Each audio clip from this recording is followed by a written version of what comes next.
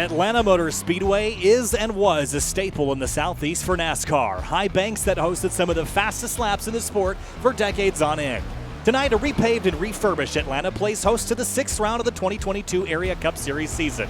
It's a pack racing package, and tonight we're testing it in a points race. Survival of the craftiest. Welcome back to SimTV. I'm Kyle Heyer, joined tonight by Finney DeCuna, Hunter Sleppy, and Eric Wineland. Eric will join us in a little bit, but first up, Finney, we're back to Atlanta. This is the first time we've ever streamed an event at this new repave. I'm excited to see what it has in store for us this evening. Yeah, I'm absolutely really looking forward to what's in store here with this new repave, as you mentioned, just completely changing the characteristics of how Atlanta used to be. From more of an intermediate, now it's effectively become a super speedway, despite the fact that it's still a mile and a half. It's a super speedway mile and a half style type of event. I'm not sure how you guys felt about the real life racing. I'm kind of on the fence with it. I'm interested in seeing how it'll play out tonight with area, because this is the first time we've been to the new reconfiguration of Atlanta. We had the All-Star race here back a season ago in the ARCA cars, and obviously completely different layout, completely different cars. Take a look at the weather real quick and see what the drivers are going up against, Kyle. Yeah, 98-degree track temp is pretty toasty. It's going to be a challenge to navigate this track on older tires, but again, with this tapered spacer package and a little bit lower horsepower level, what we're dealing with here is going to be pack racing. You see Culberson getting a shove from the 41 of Tyler Nichols right now. We're going to see pack racing all throughout the evening, but it has certainly been a challenge. And Eric Wineland, there are some unique traits to this new racetrack with this kind of pack racing package that can make things extra exciting tonight. Yeah, absolutely. More banking added here at Atlanta, Kyle, and of course the restrictor plate style package, if you will, a tapered spacer here in the Cup car. But yeah, these guys flat out and looking like a solid one-stop. We'll document throughout the night when they decide to make that pit stop, because I don't think we're going to go green the whole way, gentlemen. I just have that little bit of tickle that this race is going to have quite a few yellows like last week. Hopefully not, but most likely. Keep your eye on the 81. Excuse me, he's in the 8 this time. Brad Slaughter Jr., whatever car number he's in, is the only multi-time super speedway winner here in area.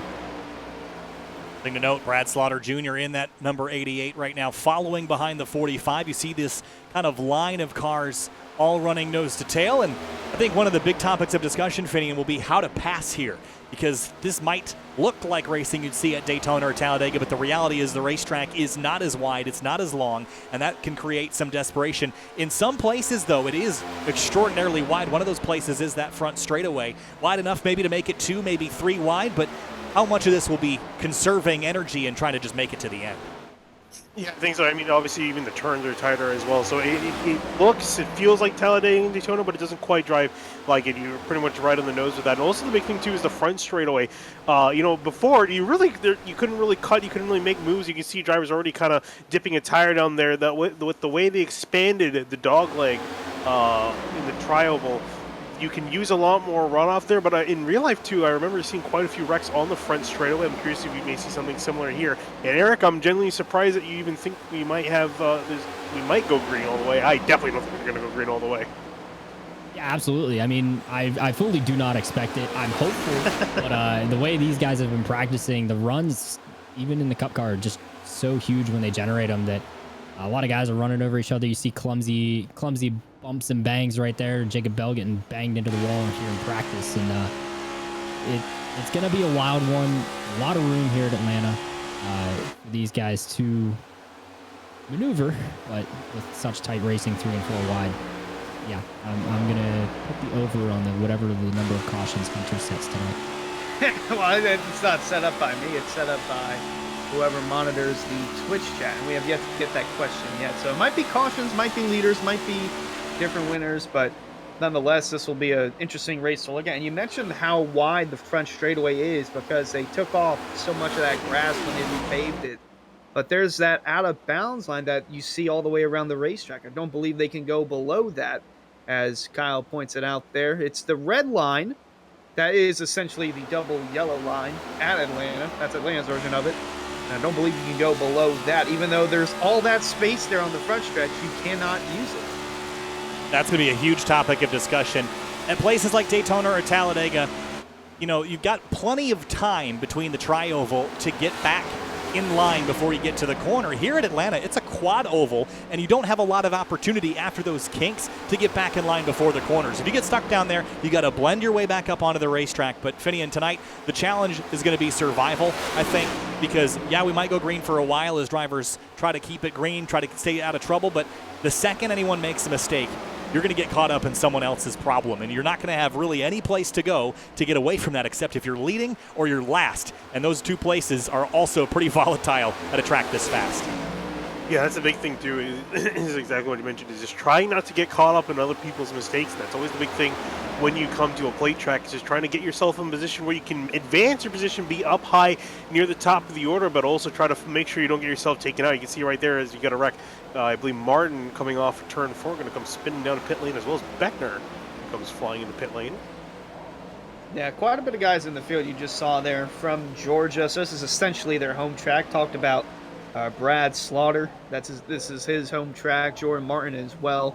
Rafe Slade as well, also in Georgia. A lot of these guys going to want to show out for their home track, especially a track like Atlanta with its historic tradition that is now being rewritten as a super speedway type of event. Ricky Springer also from Georgia, so good to have the drivers in the field tonight. Going to want to hoist that trophy after this one's all said and done. It makes it kind of personal, doesn't it? You always want to win at your home track, and you know, this track before was probably the quintessential example of hitting the perfect line and maintaining your tires over the course of a run. Multi-groove racing for many, many, many years. Now it's multi-groove racing, but it's basically flat out. You might have to lift a little bit later in the run as you see some drivers struggling with some understeer, but for the most part, it's going to be flat out using that slipstream. And Finian, Eric mentioned the closing rate, and that has been a huge topic of discussion with this generation car, is how fast you close up on the car in front of you. You have to make decisions very, very quickly. Yeah, and you really do, and that's, I think, where you see a lot of those wrecks, is because the closing rate is so much, guys they really are just mistiming the moves. They might just be a little bit short of clearing someone, and they end up clipping someone in the back bumper there. And with the way these cars are, it just needs just a little bit of tap in the wrong place, wrong time, and around the car will go. Another thing we'll have to look at throughout the night is how, say we get towards the end of this one, if this goes green to the end and the white flag's out, when do you make your move and where do you make your move? Because with what we saw in real life racing this season, you have to make your move essentially going into turn 1. And if you can't do that, then you're not going to have a big enough run to carry yourself through 3 and 4 and make that move like you would traditionally see at Daytona or Talladega. So come towards the end of this, we'll have to see, kind of like what we're seeing right there with Travis Beckner. If they make the move there, then you're essentially in the clear.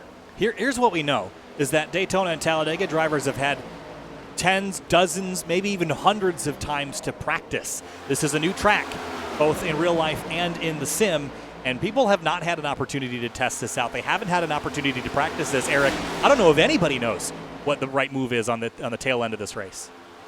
I think most of these guys are going to rely on their experience when the track first released. And we had so many officials there, but not too many leagues that I've heard of.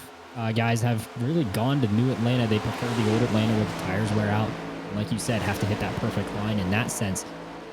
So a lot of inexperience coming into tonight, and they're learning a lot here in practice already. I mean, Daytona, Talladega, more so at Daytona, we've seen the top crew start to really be a place that drivers like to go.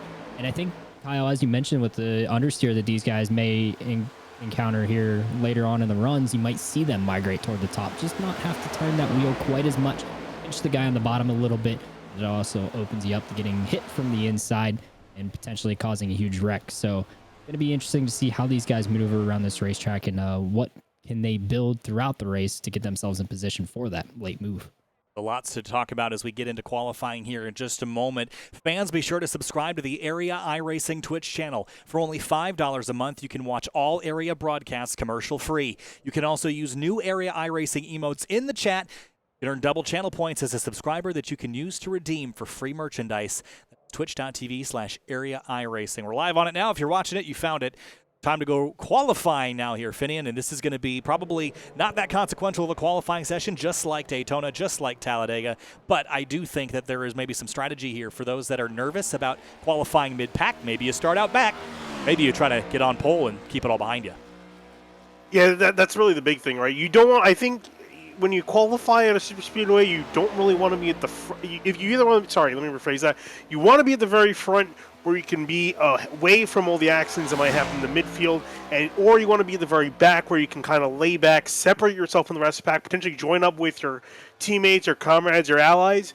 But you do not want to be in the middle, because that's where a lot of people are going to be moving about either forward or backwards, and that's where we see a lot of the wrecks happen in the midfield, especially closer to the front around 10th to 15th place. That's the kind of around where the danger zone is, so I really don't want to qualify there. But, to each their own. Some guys might just want to be as close as they can to the front.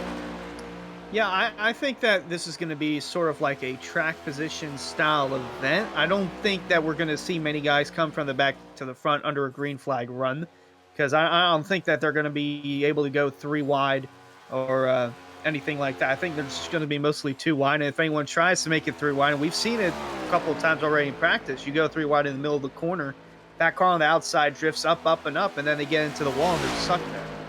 Yeah, I think that's an interesting conversation to kick off is, will we see a lot of big movers in this race? I think you might, but I don't think it's going to be naturally. I think you're going to have drivers that start out back and end up front just because of drivers falling out of the race, as Ricky Springer goes to the top of the board and JT Poole goes second quickest. I think a lot of drivers here in qualifying are going to go faster on their second lap, as we see most of the field that has already kicked off improve on their second time around here, Finney. And drivers to watch, James Scioli up in second in the standings. He's sitting on pit lane, but Dom DeLeo out on track right now on the first of his 2 laps.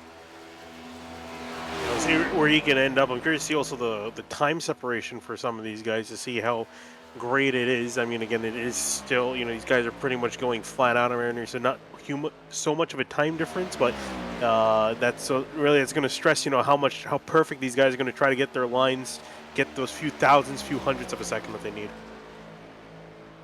It'll be interesting to see as well who can, well, obviously you can win, but who will be able to be up front and try to take the lead, because in the Area 500, looking at it like a super speedway style event, there were 11 different drivers who led in the Area 500, and Travis Beckner, being the winner, only led a handful of laps in that. So it doesn't matter if you lead the most laps. All that matters is leading that white flag, well, it could be white flag lap if a green white checker comes out. Basically, you want to be in front when the checker flag comes out. Doesn't matter if you've led all 140 laps or if you only lead 1 lap.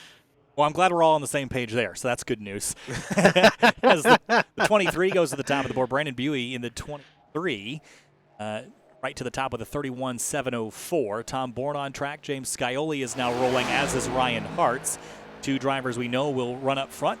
If they have anything to say about it, I guess the question now, Finney, is do they have anything to say about it? How much of this is in your own control tonight, and how much of this is just destiny?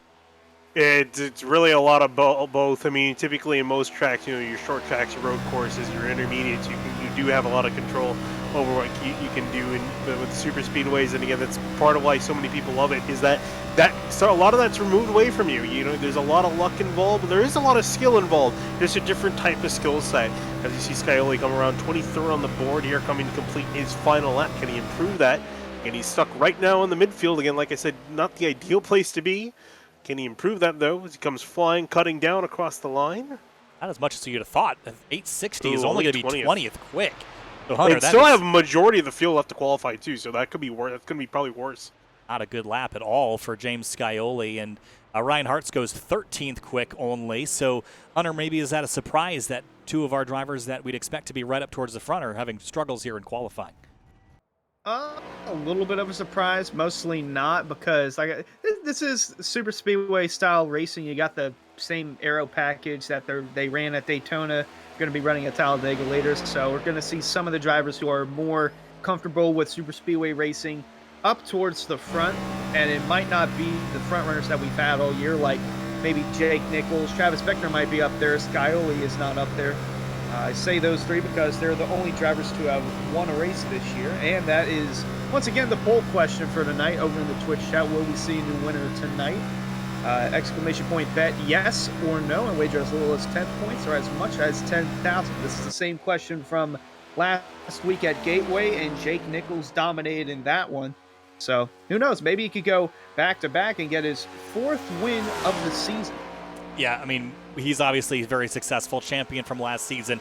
He's going to be the one to beat everywhere. I just don't know that this is the place that he has got that automatic victory. He's got strategy. He understands. He's an incredibly smart race car driver. But, Finian, that won't guarantee you anything at a place like this tonight. This is as chaotic as Daytona or Talladega. I just don't know that this is as predictable as those races.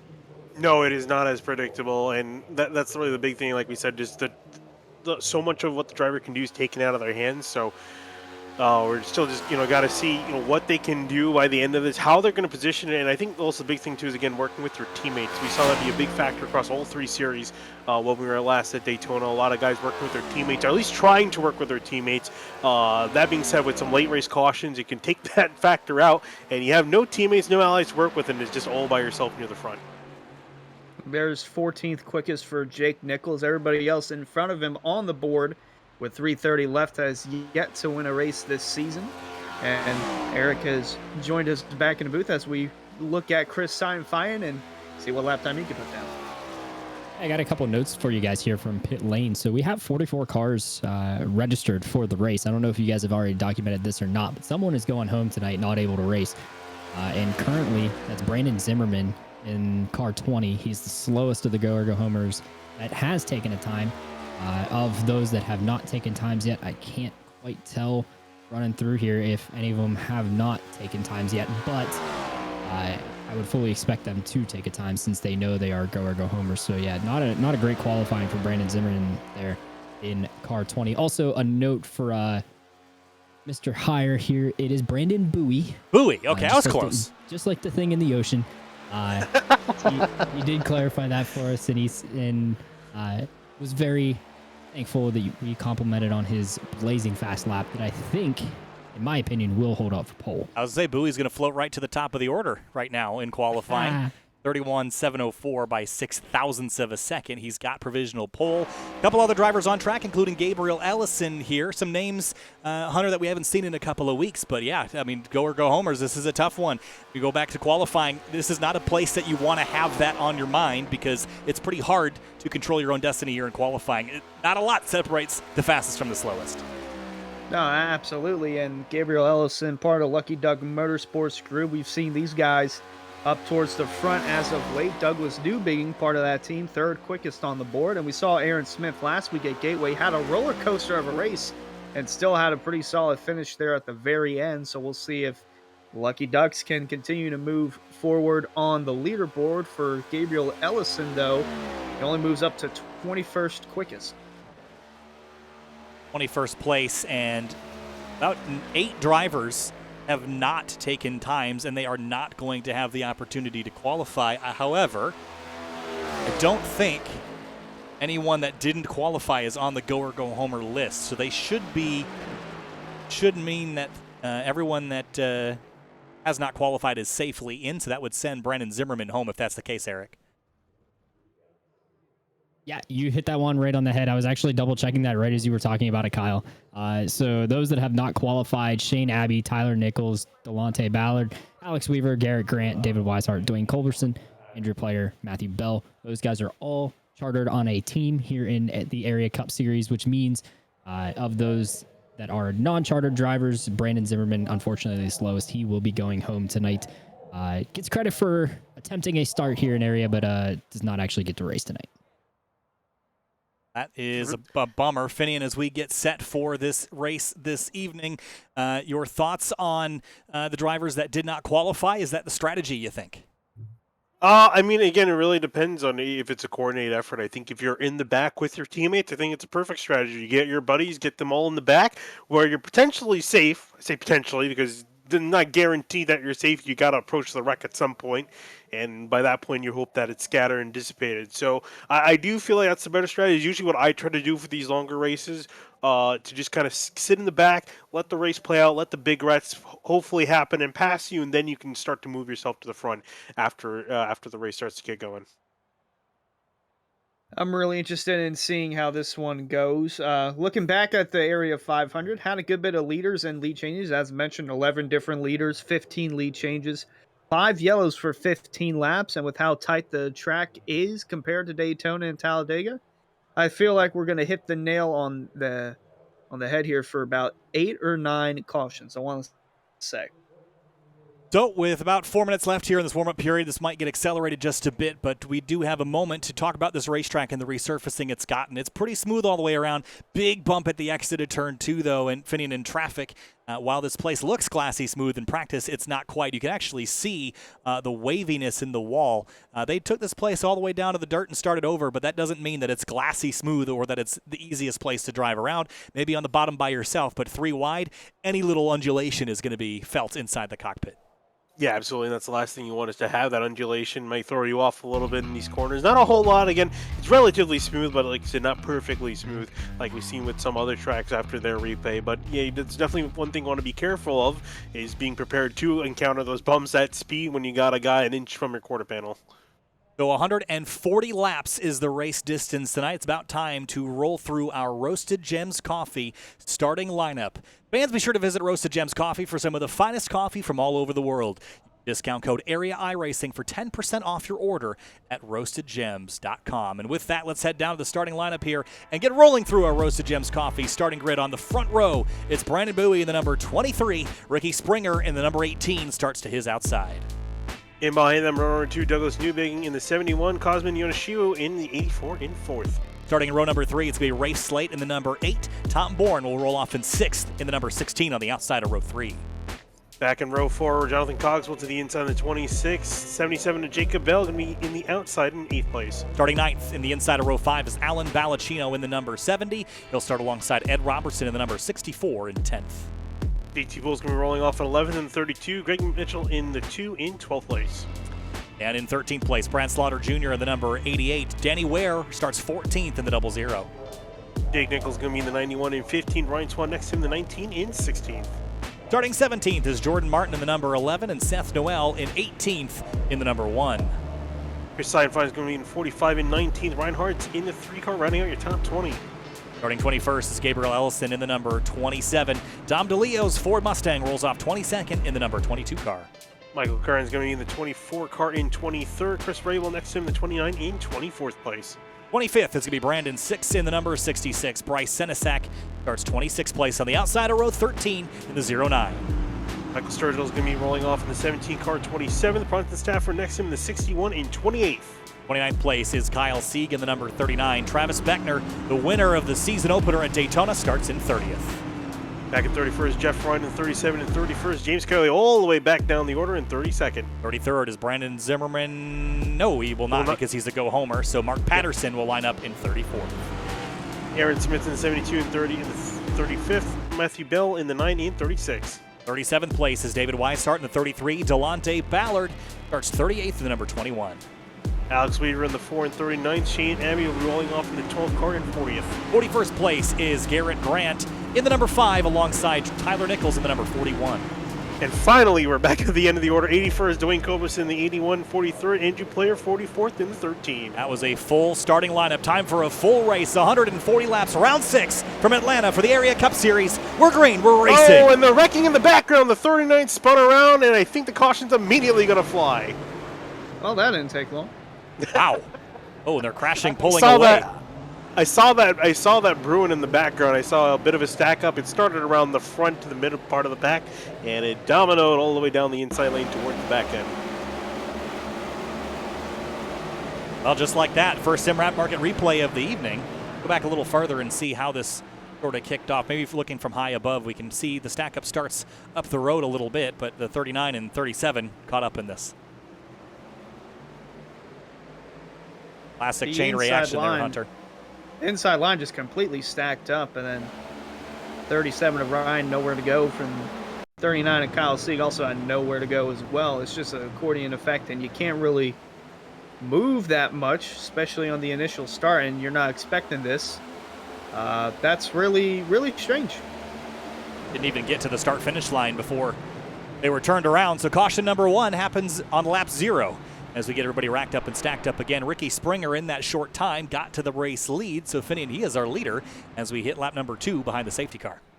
Yeah, and actually, you see the one with Seth Noel ended up starting from pit lane, so this caution actually helped him out very much because he will not be able, not be going a lap down and be able to get the wave around. So he'll be able to go stay on the lead lap. Otherwise, he probably would have fallen a lap down early on.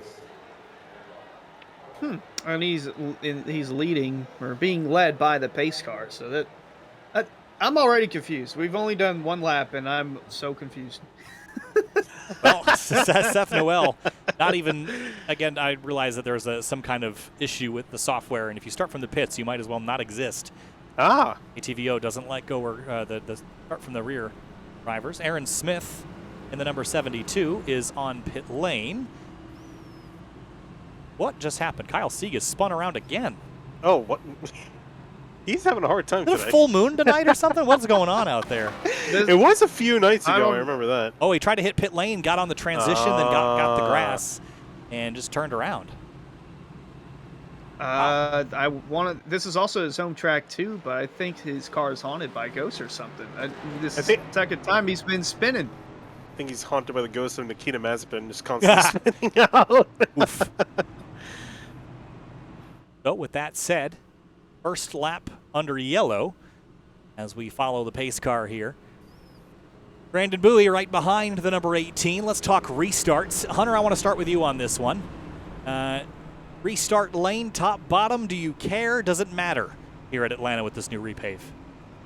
I'm always going to say restart on the bottom at a super speedway. Although for this track, I don't really think it matters unless you are on the inside, then you go, because once you get into the corners, more specifically 3 and 4, that run on the outside essentially is countered by the lower line going in the corner. But something that we wouldn't see like at Daytona or Talladega, if you have that run on the outside line, the turns are wide enough for you to carry that momentum through the turn, but it kind of stalls out here in Atlanta with how tight these corners are.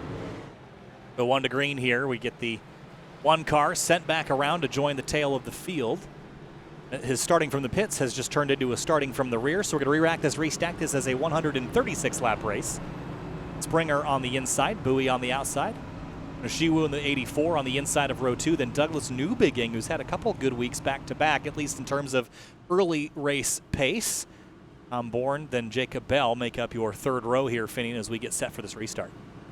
Yeah, absolutely. Getting everyone racked and stacked and ready to go here. It'll effectively be the initial start because we didn't really get going that far away, so I'm sure these drivers are anxious and just ready to go to kind of get this underway and get up to speed. Heading down the backstretch now. Set for the restart. A couple of drivers all towards the tail. Getting single filed out. And when the pace car pulls off, we'll be going back racing on lap number 5. If this race goes green from start to finish, or I guess from restart to finish, about an hour and 12 minutes. This is a pretty long race as far as race distances go. So keeping it green will make these laps tick away very, very quickly. Under yellow, it will slow down the pace quite a bit. But Ricky Springer going to try to keep it up front. Started on the front row, but will restart the race in first place. Safety car makes the hard left back onto pit lane, and it is time to go racing again from Atlanta. Here we go. Lap 5 of 140, back underway. Green flag back in the air, underway again for the Area Cup Series.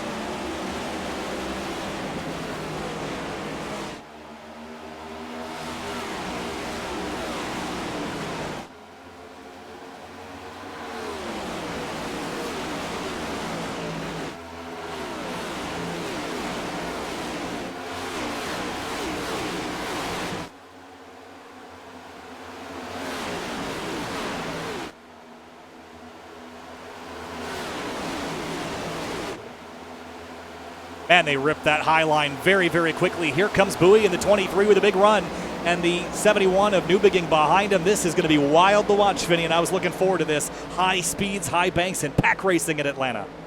Yeah, and speaking of which, that high line's looking pretty good. I'm hearing word of a wreck in the background. I think they're good near the back of the field. They have sorted themselves out for the most part.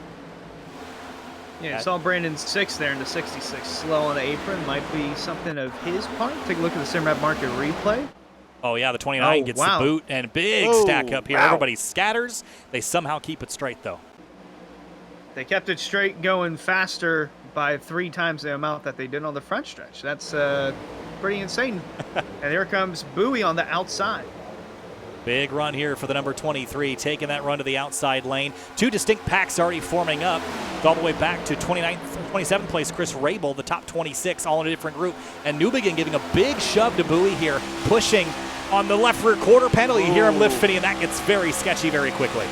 Yeah, you have that look, and that's what I was talking about, earlier, hitting someone in the wrong place, wrong time. Very easy to start a wreck that way. Good thing he backed off, but you can see already guys starting to think about making some moves. Yeah, starting to tend to...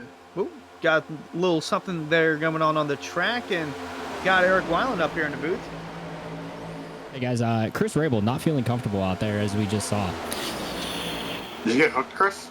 No, it did the whole iRacing, sucked me into the car in front of me deal. He later on said it just was a weird feeling, so not a good feeling in the 27, thus the almost wreck, the 29, running 27. Did not like the feeling of that.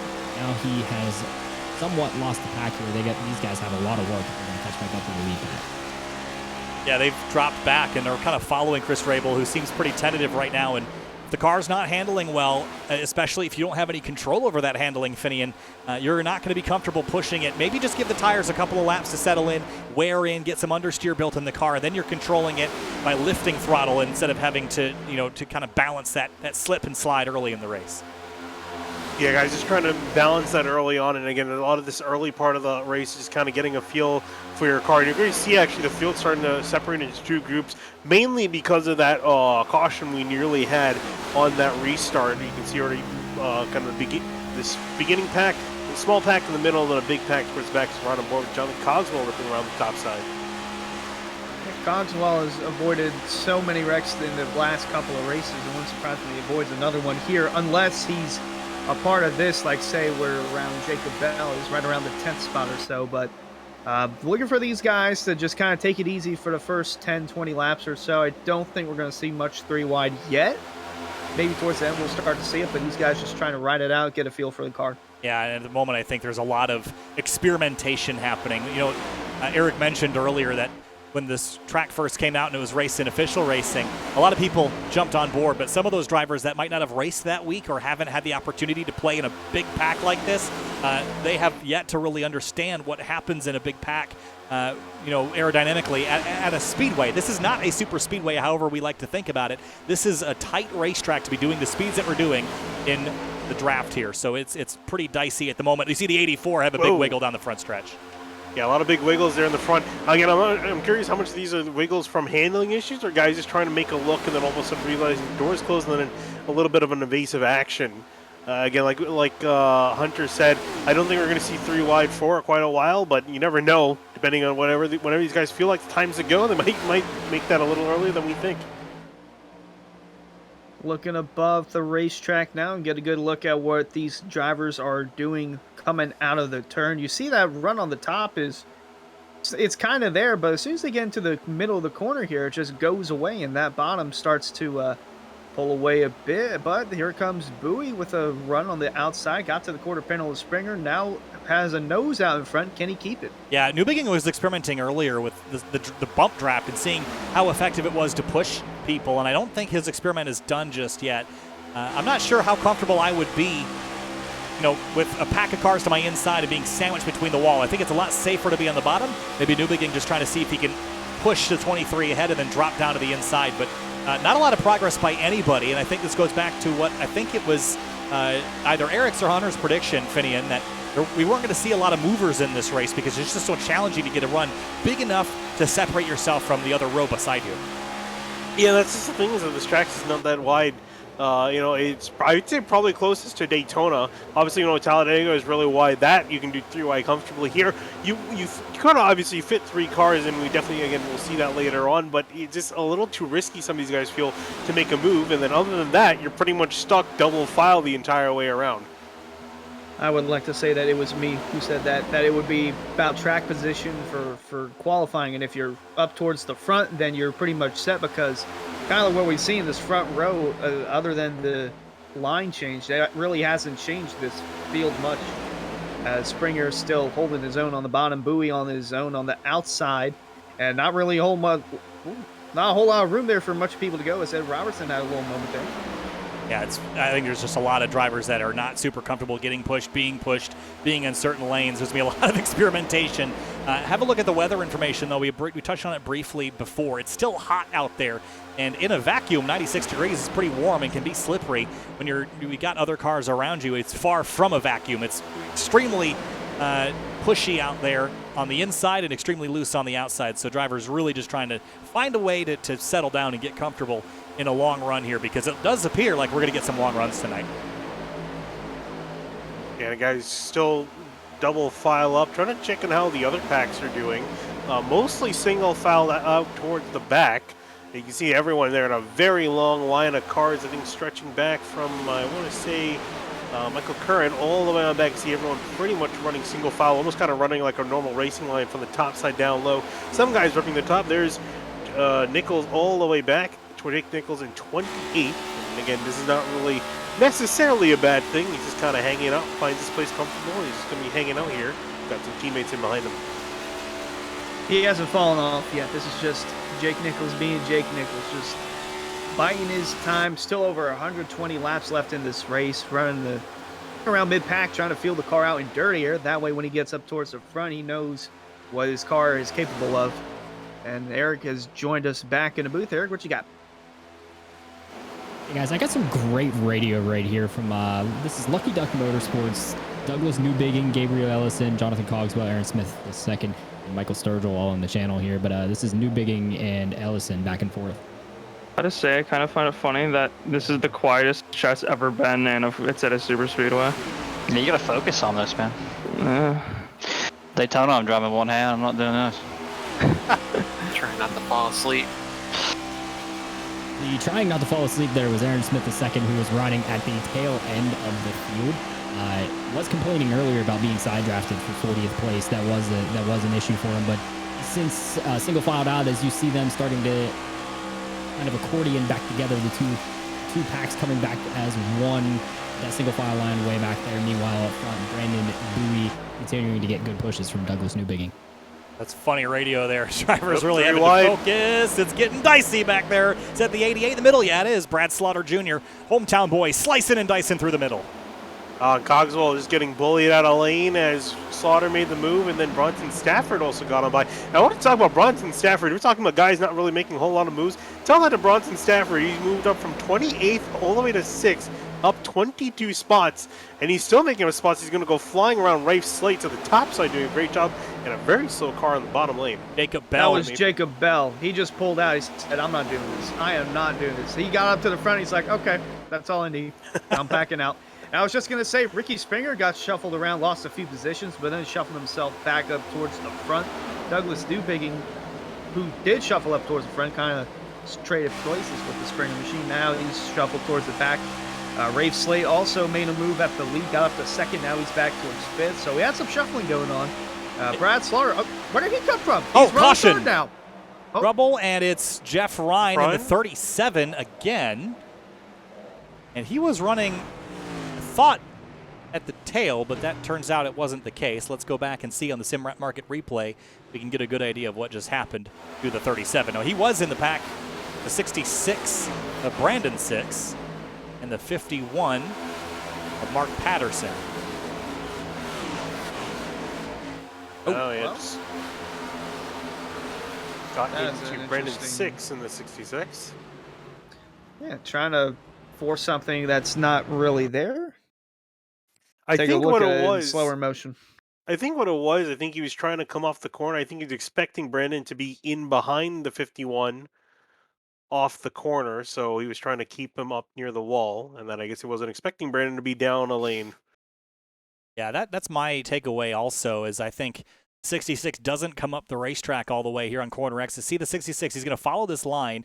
51 drops or moves to the right, and the 66 doesn't do that. And then 37, they get hooked together there a little bit, and then it's just game on from there. But I don't think that's what was that in riding in behind. It was Dwayne Culberson, I think, got a really good look at all this from behind. Let us take a look. Well, everybody's shifting and shuffling now that they're in pit lane here. So they're getting really difficult to grab onto. I might have to wait on this. Wow. It is always Is your ATVO lagging as bad as mine is, Finian? No, not at the moment. I am having with 44 cars jumping around on the screen, it got really slow for me. All right, let's go back and here's Dwayne Culberson's on board. By the way, this night is a really good example of iRacing's inefficiencies graphically.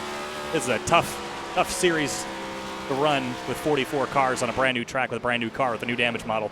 Bad day for 3080 Ti and Ryzen 7 apparently.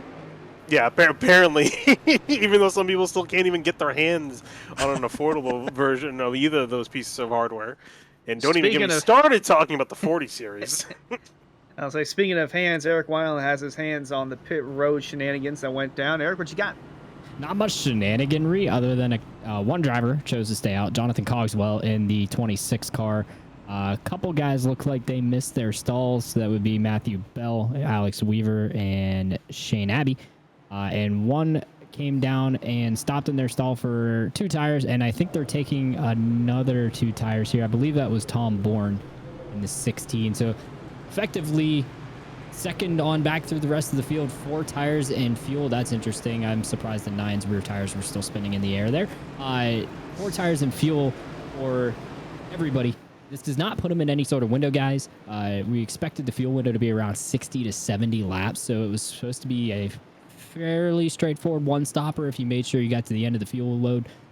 So this definitely cements a one-stopper, but they don't really open up any sort of fuel windows here, other than just less fuel when they do need to make a pit stop.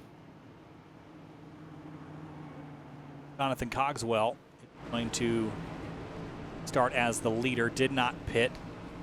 Got the lights out on the pace car. I think I like this call, personally, because I think it can be expected that we get a caution before we have to green flag stop, or we're going to get cautions as people green flag stop. So I like the idea of staying out, getting some track position, and being ahead of it. The only problem in this opinion for Cogswell is that he can't avoid any wrecks if he's out front. So I think that's like dividing by 0. Yeah, no, and also the fact, too, if they do end up going the distance, he's going to have to pit by himself, so he's going to be very off-sequence. So I think he's going to have to kind of hope and pray that we're going to get another caution within 20, 30 laps, because that's going to be close to when he is going to need a pit. Well, like Larry Mack said, cautions breed cautions. See how it goes. Lap 27, back underway from Atlanta. Green flag back in the air. Cogswell fires off. Stack up in the background, by the way. One car pops out of line. I think we'll make it past the start-finish line this time. And Cogswell almost clear, but the 23 is a good run and a good push from Brad Slaughter Jr. in behind at the bottom. And look at the run they're building here, Finney, and they just learned something for later. Yeah, absolutely. And the car we saw in the lane was Alan Bellacino. He had to make a 3-way because there's another checkup on that inside lane. Been having troubles getting going there. I think guys just been anticipating it a little bit too much, but the inside lane up near the front going very good. Cogswell dropping like a rock. Yeah, I honestly didn't know if older tires were going to make a difference or not. It's looking like it's making a huge difference, or it's just the rest of the guys not opting to go with the driver who stayed out on older tires. We got Val for the lead up here. Slaughter and Bowie going at it, and Ricky Springer also throwing his hat in the mix. Getting dicey as they come off turn 2. That 26 being slow is not something I was expecting. I didn't think that was going to at all affect his pace, but it seems to have done that. Going to have to go up the racetrack. He seems like he's fighting a little bit of handling issues now too here, Vinny. Yeah, and I was riding on board with him. You can distinctly hear him get off the throttle for just about half a second, entering the corners to make sure he can make the corner in general. And that's one of those weird things, right? Because you think, oh, tires at a super speedway, you don't really need tires at a super speedway. Yeah, you want to change them occasionally, but they're not really going to affect your grip in the corner. Well, again, that's the thing, is that Atlanta is not a true super speedway. It still is a mile and a half. These corners are tight, and they're going to wear the tires out. Well, he shuffled back in line now, but it's pretty far back, and he's still shuffling. Hit he's the still wall. pretty wide. Well, yeah, it looks like staying out instead of taking new tires, not going to play off. So I withdraw my comment about liking that strategy. That was a mistake, clearly. Good thing you're not the crew chief. Well, I just forgot that this is we're pack racing at a track that is not actually a super speedway, and so it's going to have all the tendencies of just an intermediate track, just with pack racing on it. The track didn't change that much. It's not like it is Daytona. You still have the same corner radii, and you're still got the same banking, so it's really going to still end up being the same in terms of the tire wear. That was a big lesson learned for later. Look at Ricky Springer just taking Brad Slaughter to school down there at turn 1 as go right back by the 88. Yeah, Springer really wants this lead. Rafe Slate giving him a bit of a shove in behind. Up near the top, though, the 23, Brandon Bowie, he's been lighting the charts ablaze here. He's trying to get himself back to the front, but Brad Slaughter still in front of him. And it looks like Eric has joined us back in the booth, as always. Is it warmer in the booth, or is it colder down on pit road? Well, I'll tell you that in sim here, it's a wonderful 90 degrees at Atlanta. So this track is nice and warm for these guys. But the restart under investigation, guys. Race control not happy with a lot of the field.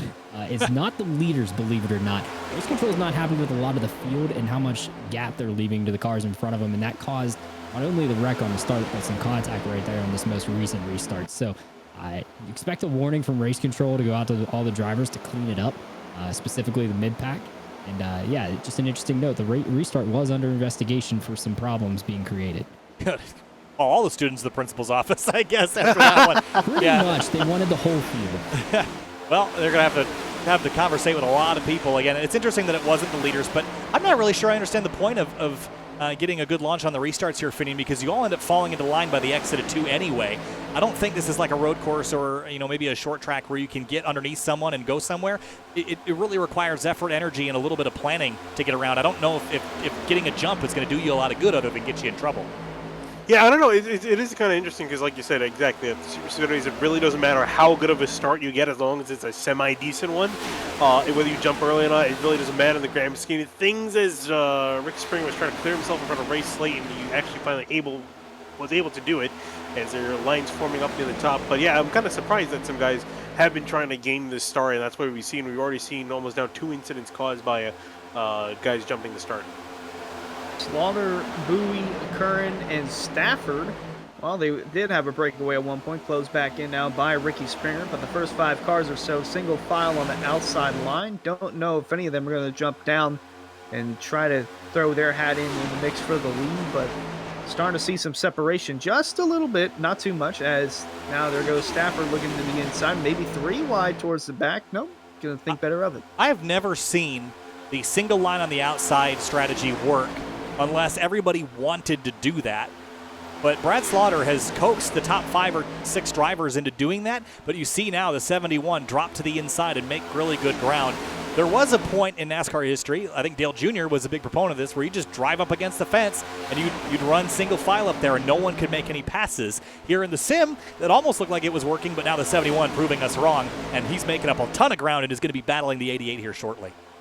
Yeah, I think, again, because this is still that 1.5 miles, although I think the top lane is one of the places to be. Like I mentioned earlier, Bronson Stafford, he's moved all the way from 28th to 22nd. That was purely by just staying up in that top lane, getting great runs out of the corner. But for the lead, though, I was starting to think that as well, similar to you, is that top lane is definitely the place to be. Although the bottom's starting to come back. Here comes Newbing with the run on the bottom. Now, I'll say I don't know how you can keep leaving the bottom open with the 71 slowly creeping towards the front, and now he's got some help from Cosman Yoneshiwu and Ed Robertson there on the bottom, trying to get him the lead going into turn 1. Slaughter going to keep the momentum push from Bowie and Curran, but Newbigin throwing his hat up there and now edging out Slaughter coming out too. Seeing a lot of really big pushes down the back straightaway. That makes me a little bit nervous, actually, because of the strength. You see the 23 of Bowie give a big shot to Brad Slaughter. That's all fine and dandy when you hit him nice and square in the middle of the straightaway or towards the end of the straightaway. But if you mistime that just by a quarter of a second, Finian, you can knock him sideways going off into the turn, and then it's going to be a big mess. Eric Wineland, what you got? Hey guys, just an update for you. I don't know that you guys have documented on this yet. We're 15 laps from these guys put these tires on. Not even, I'd say probably 10 to 12 laps since the restart. Jonathan Cogswell, E41. He has gone backward, and he is struggling right now on these old tires. He's barely hanging into the line. He's pretty much in a second, I'd call it the third pack, which is mostly single file cars here toward the back. Not a good look, and he's dead silent on the radio. No report from the 26 team. The rest of his team, Lucky Duck, are very chatty and lighthearted right now, but 26, nothing. Yeah, that decision is going to come back and haunt him, especially if he can't get that track position back. He was running up in the top 10 before that decision, Finian, but now all the way at the back, and he's got a lot of work to do. Yeah, and again, like we mentioned earlier, we were kind of, again, he needs to make sure also that there's a caution but he doesn't need to make sure he's got to hope that there's a caution in the next coming up. So otherwise, he's going to have to come down and pit by himself. It's going to make a bad day even worse for the 26. And then again, that was just him trying to make a strategy call. And everyone else, I'm sure, definitely learned by that. You cannot stay out there on older tires, very, very older tires, because you're just going to have a miserable day and drop down the order quickly. Well, now we're officially 100 laps away from the finish, possibly. If this thing does not have a green checker, then it's 100 laps from the finish. Slaughter still holding on to the lead. Newbigging still keeping his name down there on the bottom, right aboard the 61 of Bronson Stafford as he looks to keep the 88 of Slaughter on the outside leading, as there's a big run there. Just got to see how much these guys are checking up with these runs. Well, one thing I'm noticing off of the distance that we're going to have to deal with shortly is lap traffic. Now, I didn't really think that this was going to be a huge issue tonight, and I still don't think it'll be huge, but Jeff Ryan, 2 laps down. He might just roll over, let everybody by, but if we catch lap traffic naturally, Finian, it is going to be a catalyst for a real big reaction, and that could be the end of a lot of people's days as Bowie makes a hard left and goes down to the bottom of the racetrack in turn 1. Yeah, the top lane has got a fantastic run out of the corner, and especially the 23, although look at here, coming through 1 and 2. Brad Slaughter able to take him to school around the outside and get a fantastic run. Here comes Curran with another good run. So the 23 is not even going to be able to reclaim his spot. He's going to have to, I think, be pretty much stuck on the bottom now. He's going to have to lead the bottom towards the front, and he's got a run down on the bottom. Here comes the 23 of Bowie, going to try and side draft the 88. Although, what's this going to mean when the lap traffic gets up to them, or when they get up to the lap traffic? It's going to be interesting. 3 wide, especially in the middle of these corners, that outside lane, wherever the lap car goes, either way, the outside lane, the third lane is going to be the one flirting with disaster. See big shoves again into turn 3, and everyone right now is behaving, but the closer and closer we get to the end of that race, more and more we're going to push, and the more we're going to try in corners. And Bronson Stafford is doing something really making me nervous. He's pulling out a line to get clean air on the nose, but he's getting so close to the quarter panel of the 24 ahead of him. If the 24 checks up even a little bit, Finian, that could really trigger a big chain reaction. So right now it's fine, but any other outside influence, it could cause this stack up. Bronson Stafford is going to be right in the middle of it. Yeah, he actually almost just got adored the 71 because the 71 was starting to come off the corner as well, and he was still a little bit low looking at the inside of that 24. So he is definitely going to have to be careful, especially if the tires start to wear out, because these guys are going to be moving more over the track, all over the track, and a little bit less predictable because they're not going to be able to keep that car anchored towards the bottom lane as they approach the lap car of Jeff Ryan in the corner. Ryan into the wall. Looks like otherwise he's going to stay out of it. He works his way on through the field. Yeah, like I said, whoever is going to be on that outside lane, that third lane is going to be Pickle. Looks like they've gotten themselves out of it, as Ed Robertson was way low below the apron. Might have had a slide coming out of turn 2 and just kept the car straight. I'm not exactly sure what happened here. Let's go back and see if we can pinpoint if he bailed on this intentionally or if he got loose and had a moment. Yeah, definitely going to want to watch him here as he comes through the corner. He's going to be riding that white and red line to the inside. And then right here, he's going to clip it just a little bit, and the car is going to slowly, lazily spin to the inside, and he's going to be able to save it. Well, good job from the 64 of Robertson, keeping that car straight. Back up towards the front. 3-car breakaway on the outside. Stafford now leading the way on the bottom, trying to take the third spot away from Curran in the 24. And Slaughter continuing to lead here in Atlanta. Yeah, I'm actually really impressed with what Slaughter is doing. He's not leading consistently all the time, but he is managing to drag everybody back into that upper groove battle as the 23 slides up ahead of him. And look at what they're starting to learn. They're starting to learn that outside lane, a big block out of turn 2. That was a wild one. Was he loose or trying to throw the block there, Finian? Oh, he was very loose. Very, very loose off of turn 2, wrecking loose. So he managed to make that look a lot cooler than it needed to be. He was basically drifting towards the wall, and somehow Brad Slaughter did end up turning him around here. So here we got a big run from the 24. I thought he was going to do something with it, but Slaughter now on the bottom. Wow. Well, that could have been really bad coming out of turn 2, but Slaughter now with pressure from Bowie. Ooh, and really close to the wall. Looked like that was Curran in the 24. About as close to it as you can get without hitting it. Off into turn 3. This is getting really intense up front as we continue to tick away laps. The pace of this race is going by really quickly, Finian, as we get less cautions than I think we were anticipating. You know, yes, it's challenging, but it seems to be raceable. We're not having wreck after wreck after wreck, like maybe we were anticipating after that lap 0 collision coming to the green.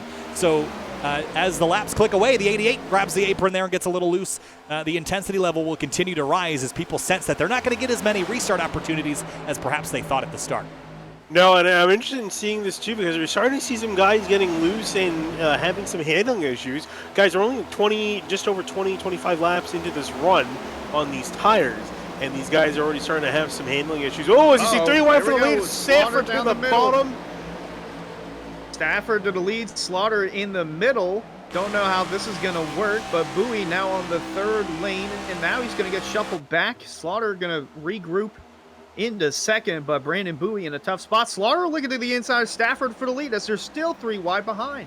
Big dive for Brad Slaughter Jr. battling Bronson Stafford for the lead here. Lap number 51, still 3 abreast behind them for about 5th spot. Oh, it is wild here in Atlanta. 21 spinning on the front straightaway into the pits and into the pit wall. We remain green because he spun out of bounds, but he was complaining of lack of brakes, so that was his issue. Oh, he was already loose entering turn 3. And then he's drifting. Yeah, if I heard that correctly on the radio, he's warning everyone else that he didn't have any brakes or something along those lines. I think Bronson Stafford slow out of turn 4, drops in the middle of the pack, and it's on fire again for the lead. Everybody's scattering. Huh. And because we missed that, let's go back and look. Ooh, behind the 88 just runs up, and the 18 as Springer was also in the fence. He dropped down to 10th, but not as far back as the 61. And JT Poole, where did he come from? He started all the way. I thought he started at the back. No, he only a P11, but here he is up in the mix. We haven't talked about him yet tonight in that blue Summit number 32 car. And trying to get up alongside the 88. He hasn't led a lap yet, but he's trying. Yeah, doing a really solid job getting that car up there, coming, as you mentioned, pretty much out of nowhere. He started at 11, so he's been up near the front for most of the day. He hasn't just put his car near the front of the field. Now he's finally starting to make his name known here, trying to battle it out with the 88 of Brad Slaughter. I'm really curious to see it because they're actually starting to see the pack jumble back up together again as these guys are starting to experience some handling issues. That could lead us closer and closer to a wreck here. Well, Brandon Bowie it looked like he was going to get shuffled into no man's land, and now he's back running inside the top 5. And speaking of back inside, Eric Weiland back inside the booth. What you got? Well, I'm not inside the booth. I'm still reporting for Pit Lane, Hunter. But I do have one more thing for you guys here. So you saw the wild craziness that just happened there on lap 52 through turns 3 and 4. I just happened to be in Fazika's Motorsports channel when that was kicking off. Here's Ricky Springer, Rafe Slate, commenting on what just happened. There's another car in front of the wall. Rafe, I'm going to need space. Oh my god. I have another car on my inside. So those guys definitely saw what happened there with the 61 of Bronson Stafford getting in the wall there in turns 3 and 4, and it caused a little chaos. Meanwhile, Sky Motorsports don't have the audio for you guys, but quite a few of them starting to complain. Tight entry, loose middle, and then it'll stay tight through exit, but then it'll snap loose on exit. So it's a weird handling race car for a lot of these guys, especially if they've been full throttle for the entire run. They've burned a lot of that good off that Goodyear and not behaving the way they wanted to. Expect the top line here, guys, to be dominant in the shortcoming time. In which case, don't need to turn the wheels much. Should have a slightly better handling race car. How the cars transition throughout the run, I think it's going to give us sort of a caution clock of sorts throughout the event.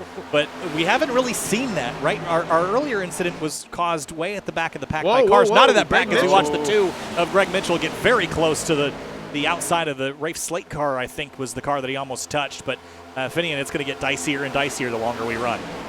Yeah, and that was actually exactly what happened. You just got tight on the entry, exactly what Eric was saying, tight on the entry. And then that's a dangerous combination these guys are facing is, tight on entry, loose in the middle, and the car just kind of snapping into you mid-corner. That can be very dangerous, especially in a pack situation. So we're going to see how these guys are going to handle that, if they're going to be able to handle it in general, if they're maybe going to see some more guys potentially drift to the back of this pack just to make sure they're okay and they don't get themselves caught up in a wreck. I'll say the way that Eric described it is like a toxic ex-girlfriend. They're like, she loves you, then she hates you, but then again she comes back and then she leaves again. Like, it's just a handful. Speaking of handful, Brad Slaughter's got a handful of that steering wheel, trying to get it up towards the lead. Big run off the corner, down on the inside. Once again, him and Brandon Bowie, and then Michael Curran trying to give a run on the outside. Going to be close to the wall. Right behind him, though, Ryan Hartz. We haven't talked about him all day, and he's a front runner every time we're here. Yeah, he's right in the mix now. And seeing more and more drivers struggle with the understeer, getting into the fence or near to it. And through it, hello. And here's the, ooh, that was dicey again. Here's the question, Finney, what happens when you need to pit now? Because we could conceivably get to the green flag sequence of pit stops, but I mean, I don't want to come to pit lane because as soon as everyone starts, there's going to be a caution. So how do you reconcile a chicken before the egg there? You just kind of have to kind of hold it out there. I think really the best thing to do, like at normal super speedway, is just kind of waiting, running the tank out, waiting to come into pit lane at the last possible time so you don't get yourself caught off sequence, caught off guard, especially with everyone running so close together. These guys are more in a pack here than I've seen them at Daytona. I feel like at Daytona I've seen these guys more spread out, and that's the big thing too, is pitting. Most of the time, the pit lane on the super speedways, you come to a straightaway and you can have a little bit of time to pull out and slow down. Here, these guys are going to be pitting off of a corner, so that's going to be extremely dangerous. Yeah, we've already seen that a couple of times. Whenever cars are as low as they are on the apron, they clip in, then they get sideways and spin. One driver, well, he is a driver. He's going to race tomorrow night. Eric Wineland had a good view of that earlier. What you got? Well, I got something else wild for you guys. I don't know if Kyle can cue up a replay from lap 51 for car 21, but we caught that. Okay, we got it. Delonte Ballard. I got the full story from Solar Flare Racing here. So lap 50, he literally one lap prior to what happened, he drove through Dwayne Culberson, his teammate, and he didn't know what the heck was going on. Turns out throttle stuck on the 21, no brakes, no pedal input other than 100% throttle where it kind of left off that. It kind of got disconnected, he said, and he doesn't know if it was a USB hub or what, but it never gave him any sort of input change. He was stuck at full throttle, and he drove through a teammate the lap before and then just looped it, trying to get onto pit road to get it stopped because that throttle was hung and he had nothing he could do until he got reset. So wild moment there for car 21, but that is why he's 5 laps down and he has some damage on the front. He pretty much had a hardware malfunction, pretty equivalent to a mechanical failure with the throttle being hung. Okay, so when he said he had no brakes, he actually had no brakes. I thought he was just being... That was, yes, absolutely. Oh, they ate sideways out of turn 2. Sorry, Eric. Big moment for the number 88. He bails out of line. Loose car out of turn 2. He gathers it up, but he's 3 wide now for 5th place. Yeah, that was interesting, and that wasn't even, he didn't get any help in that situation. That was purely by himself just getting loose off of turn 2. So again, you can only imagine you have a field full of these guys potentially getting loose, and now they're 3 wide. Oh boy. It feels like I'm watching an ARCA race at Daytona. There's 2 rows of 3 wide, something we have not seen all day long, and I wonder how this is going to play out. Well, it looked like it played out pretty good there. Well, they're still kind of 3 wide. I just don't think we can do this for very many laps, guys. I mean, I know we're getting pretty deep in the run here at lap number 40 on this run, but as we get deeper and deeper, these 3 wide scenarios, these understeer scenarios, they keep happening over and over. I just don't think that we can do this forever. Vinny, and it's a ticking time bomb. Who's going to light the fuse? Yeah, I really don't know. I think someone in this main pack is going to, though. We see more and more guys get loose occasionally here and there. We had a lot of lucky moments where guys have just been able to spread out and avoid the incident. But what happens when someone gets loose, they don't save it and turn back into the field. That's when calamity is going to happen. Speaking of lucky, right behind Rafe Slate is Gabriel Ellison from Lucky Duck Motorsports. Riding around the 10th spot right now. Haven't talked about him too much other than qualifying, but still running pretty solid. Actually up quite a handful. I'd say 2 handfuls of positions now. 10 spots. Started 21st. Up to 11th. Now trying to get that 10th spot away from Cosmin Yoneshiba. Down into turn 1. At times, the pack kind of fractures and then reassembles. And when it reassembles, it gets really tight, as you see in the back of the pack right now. The whole rear of this field, Finian, is so packed tight. Look at this. From, I don't know, 15th on back, it is just super sketchy. And again, when the front does that, it starts to get really wild as everyone vies for that lead position. As Hartz has it, Poole drops into 2nd. Yeah, and Eric, we have Eric Wineland back with us. Eric, you got a word? Radio from David Weishart Racing. Hey, it's loose up too, guys. One car gets loose and everybody's like, no, we got a 3 wide. Who's that on the outside? Yeah, Brad Slaughter, a little caught out by what just happened right there. And David and the rest of the group at David Weishart Racing were not happy with how the field was trying to sort themselves back out. Luckily, they've gotten themselves back to 2 wide, but ill-handling race cars is the talk across all radios, not just David Weishart Racing.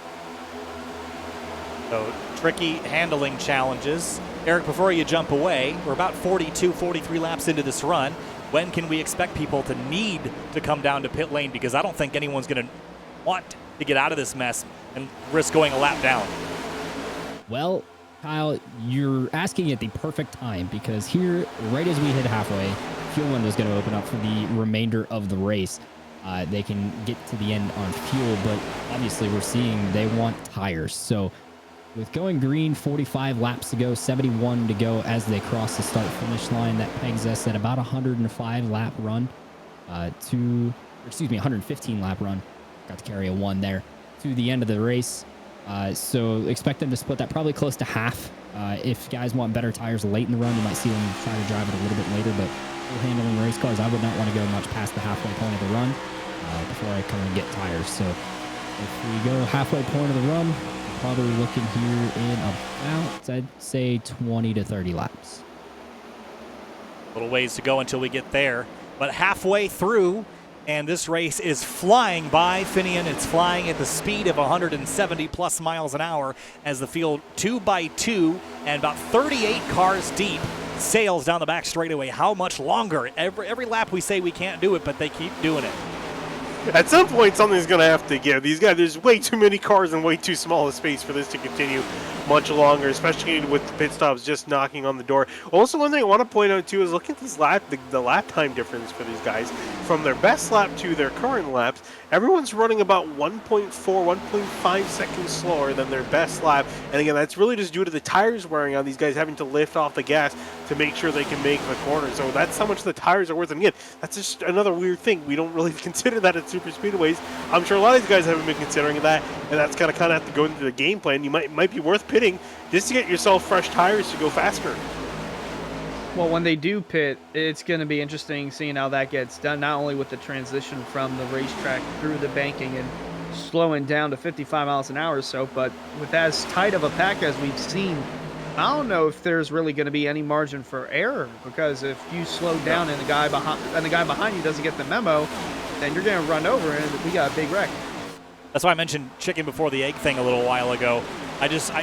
As soon as people need to come to pit lane, the caution's going to come out. But the caution's not going to come out until they need to come to pit lane. So it's going to be one of those things where as soon as somebody does it, it's going to cause an accident, so you don't want to be the first guy to go. And everyone knows that, but you have to come down at some point.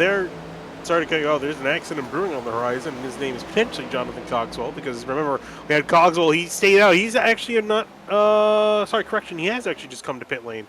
That's why he's far off sequence, so he's just trying to get back there up to speed. I'm actually curious to see. I don't think he can necessarily break away from everyone else with the fresher tires, but he might be close. Curious to see in the chicken and the egg thing where the incubator comes in. Well, Cogswell's last lap was a 32.1, and the field is doing a 31.8, so they're still catching him at about 0.3 a lap. So, it's not a huge difference, but if he starts to get in the middle of all this, none of the lead lap cars are going to give him any grace here. And as soon as he gets back in the traffic, he'll be the best handling car, Finian, so that's going to be something they'll have to sort out when they start to put him a lap down.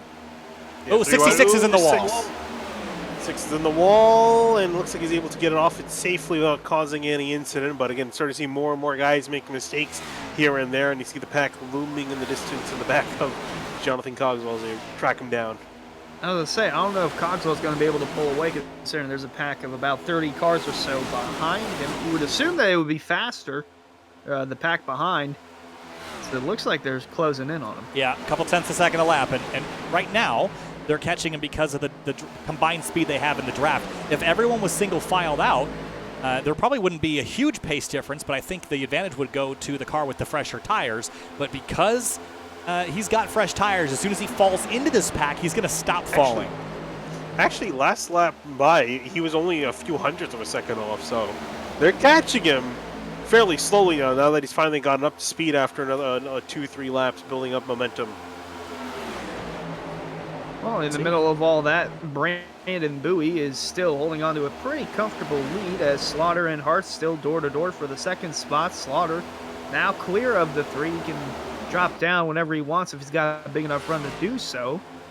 But for the most, well, they're 3 wide towards the back, and it looked like Slaughter just made a move to the lead. He is in the lead.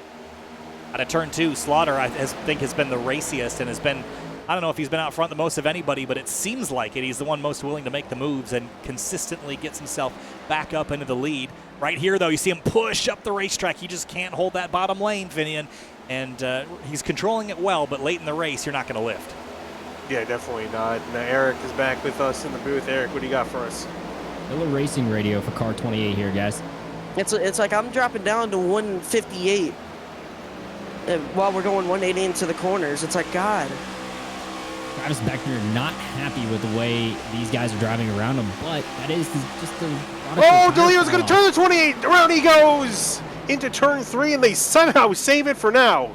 Oh, look out. Well, that was could have been bad. Wild. I don't know how they came out the other side of that without a big mess, but here's a look at it. The 22 right there just gets into the quarter panel, and man, that should have been a huge crash, and it was not. I don't think that's going to make Travis Beckner any better. No, he's not going to be in any better mood after that. Guys, I'm afraid to go back down to the channel and record because I'm not sure that I'd be exercising the bleep button a lot. I would just play the bleep button. So Travis, how is everyone racing you? B. Oh man. Lap 81, we continue to knock laps away, and here's a crazy thought. We have to come to pit lane one more time, but if we go green to the end, 31 minutes is all this is going to take. That's how fast this race is going. That's the speed at which we're ticking laps away, and the desperation is going to continue to rise as it has the whole time. Again, the next 20 laps are going to be very interesting and probably dictate the rest of how this race goes. Yeah, I'm kind of looking at this here. I'm curious for the leaders seeing that lap car of Cogswell up ahead. If they're thinking, do I want to come in before we catch that guy, or do you want to come in after you catch Cogswell? Because when they catch him, it's kind of hard to tell if there's going to be absolute chaos or if nothing's going to happen. I don't want to come in till it's yellow. And but do you want to wreck your car? Nope. But I don't want to pit under green either, because then I'll wreck my car. That's all you got. That's the decisions you got. Wild game of chicken for everyone in the field. That was chicken before the egg. Didn't believe me. Yeah. So we're playing chicken, and then to pit or not to pit. We're going to break a bunch of eggs. That is the question. We're either going to have a full field of healthy chickens, or we're going to have scrambled eggs. I'm going to vote Team Scrambled Eggs on this one. Yeah, I mean, I agree. I had them yesterday. They're pretty good. Do eggs float? Because buoys do. He's been out front for 27 laps. It depends on what you put in the eggs to kind of make them fluffy. But whatever it is, it's working for Brad Slaughter, too. He's about to lead his 30. Well, if he can come through and lead his 30th lap of the race right here, I think that would be the most in the race. I'm not 100% sure. I think so. Bowie's led a few less than that. Ricky Springer led some laps early, but I think only a handful. Yes, 14. So I think Brad Slaughter has been the one that's led the most. Work lap 85 here shortly. And getting closer and closer. I mean, these guys, you think are going to come down at some point, right? We've done 60 laps since they've all last been in pit lane. I think that's, what, maybe about 10 more laps they can probably go on the tank? Just in and about. So we're knocking on the door of that, but no one showing any sign of yielding to come on in pit lane. Everyone's being stubborn and staying out there as they approach Duncan Cogswell. I'll say they're knocking on the door of the 26 of Cogswell. They're saying, hey, we're getting up on you. What do you want to do? Do you want to make this easy or make this hard? Well, the 26 has done a lot of avoiding accidents lately. Or if they'll keep one in the mirror this time.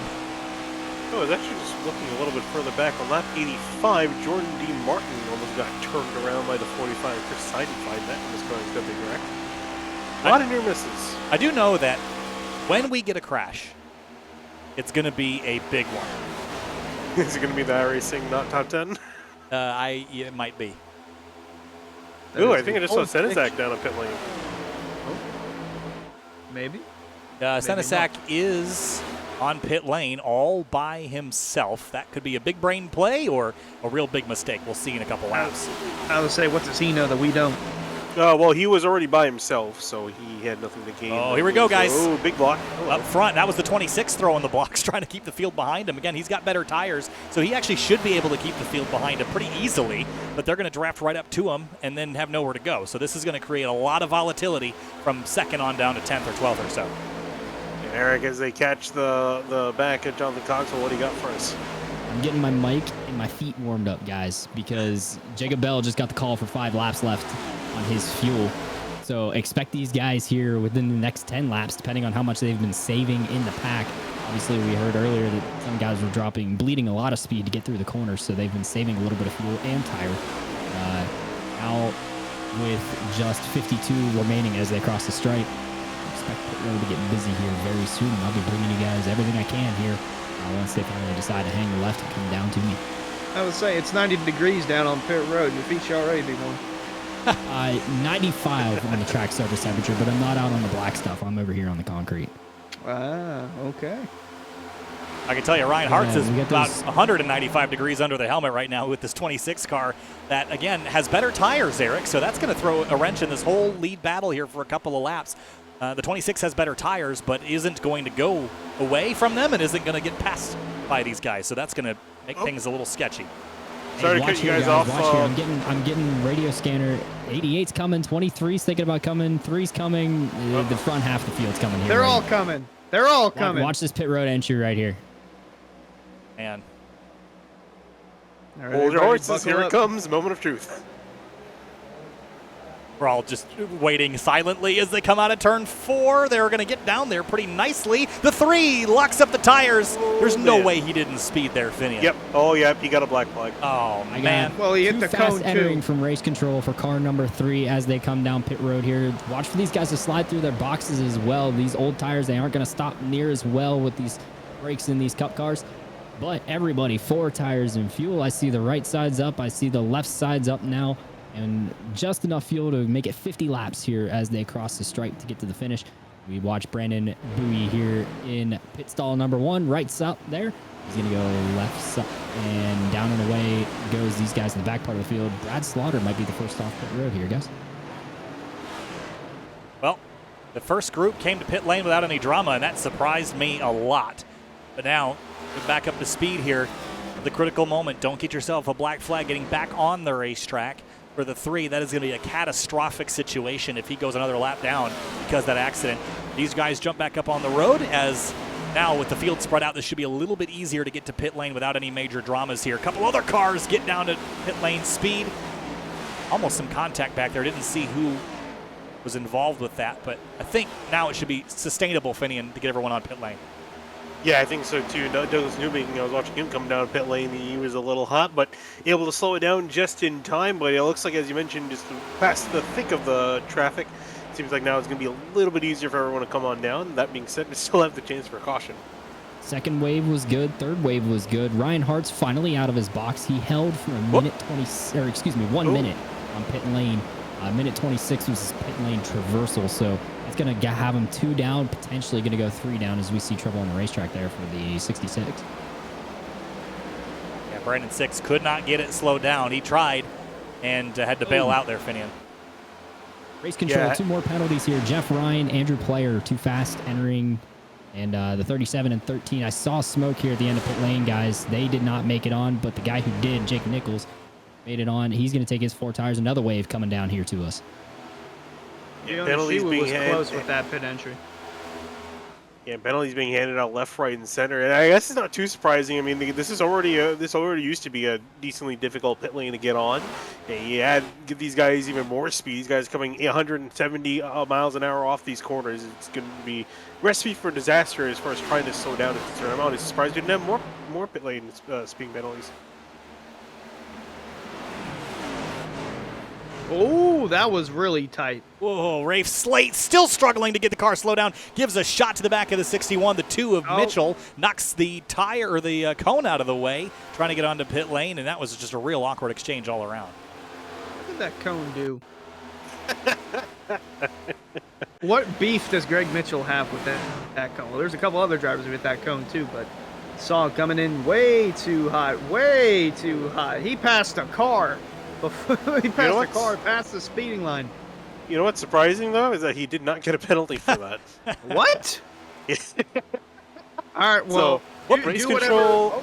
Leidenfeiden got it as well. They're getting really good at resetting that cone. It's like an autocross out there. Seinfeld tried to do what Greg Mitchell did. He heard there was no penalty, so he just tried to replicate that.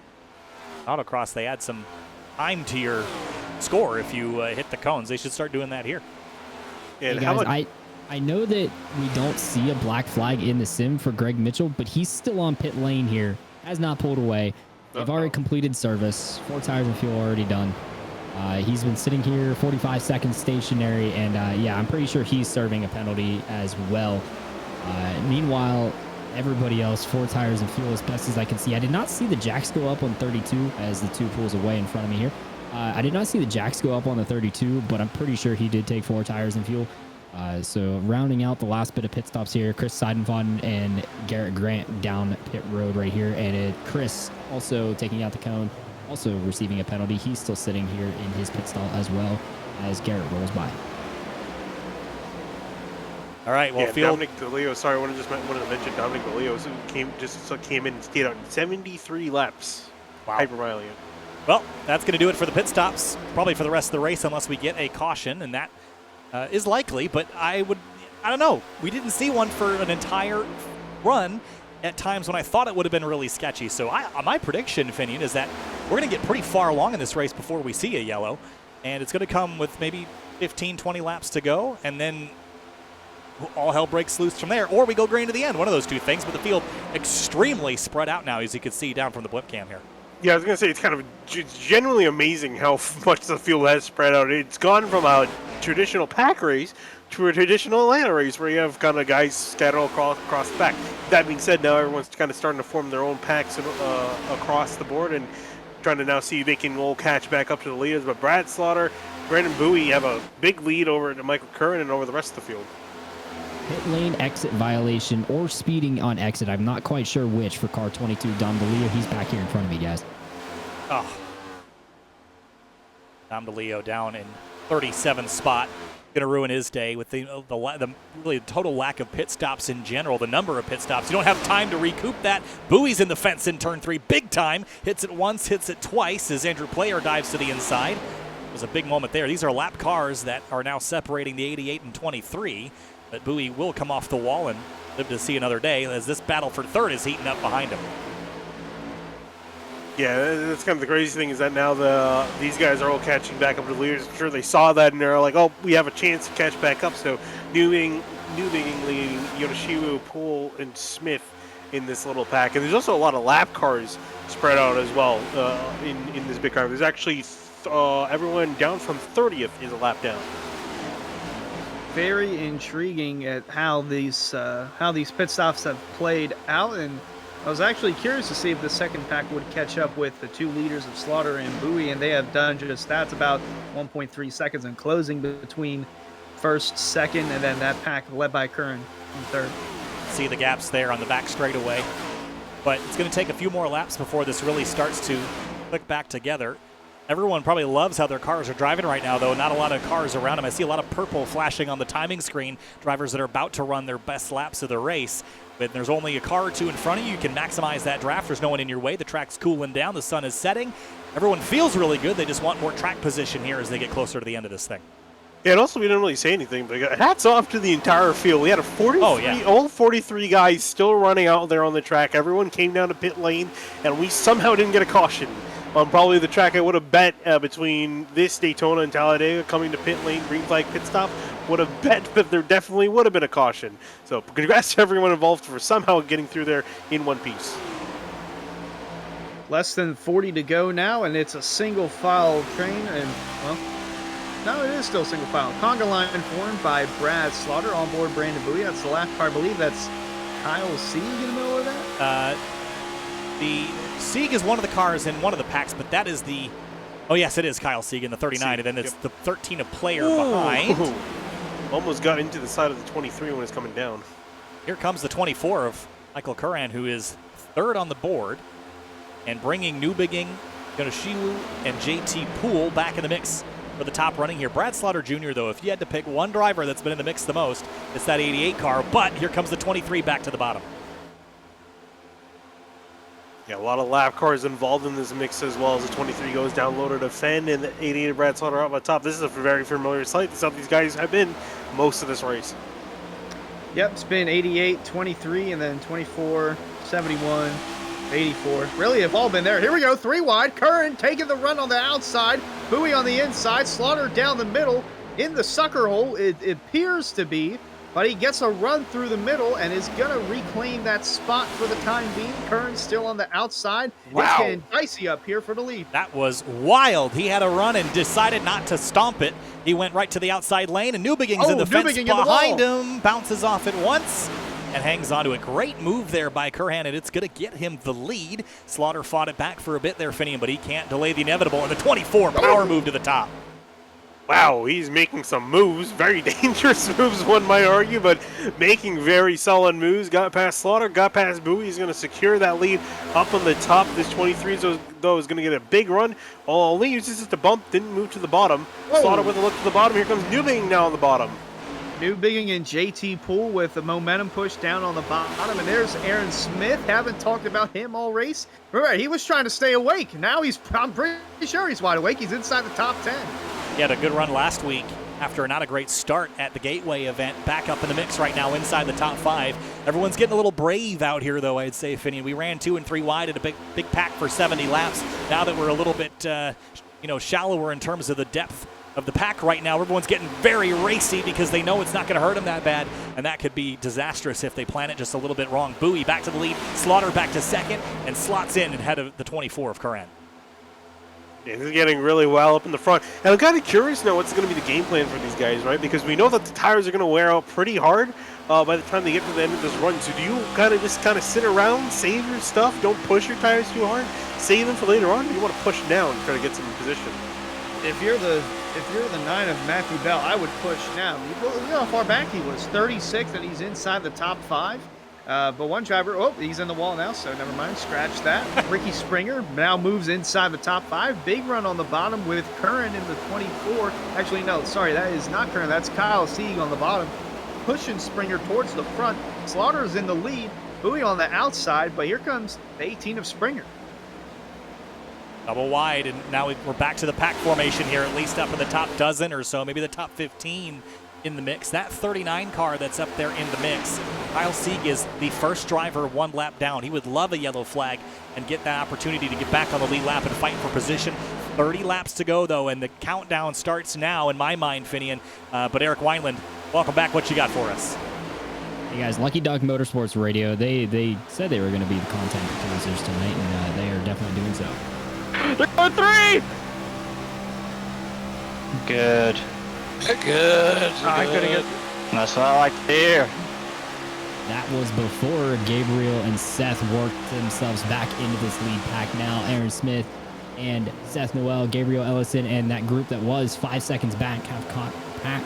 And now the rest of the packs behind are pretty much getting there as well. The only guys really straggling off the field right now, the 77 of Jacob Bell, the 41 of Tyler Nichols, and then Sky Motorsports guys, and then anyone else that may have received this penalty as well. Whoa, Newbegin loose off of turn 2, almost spins out. He's going to save it.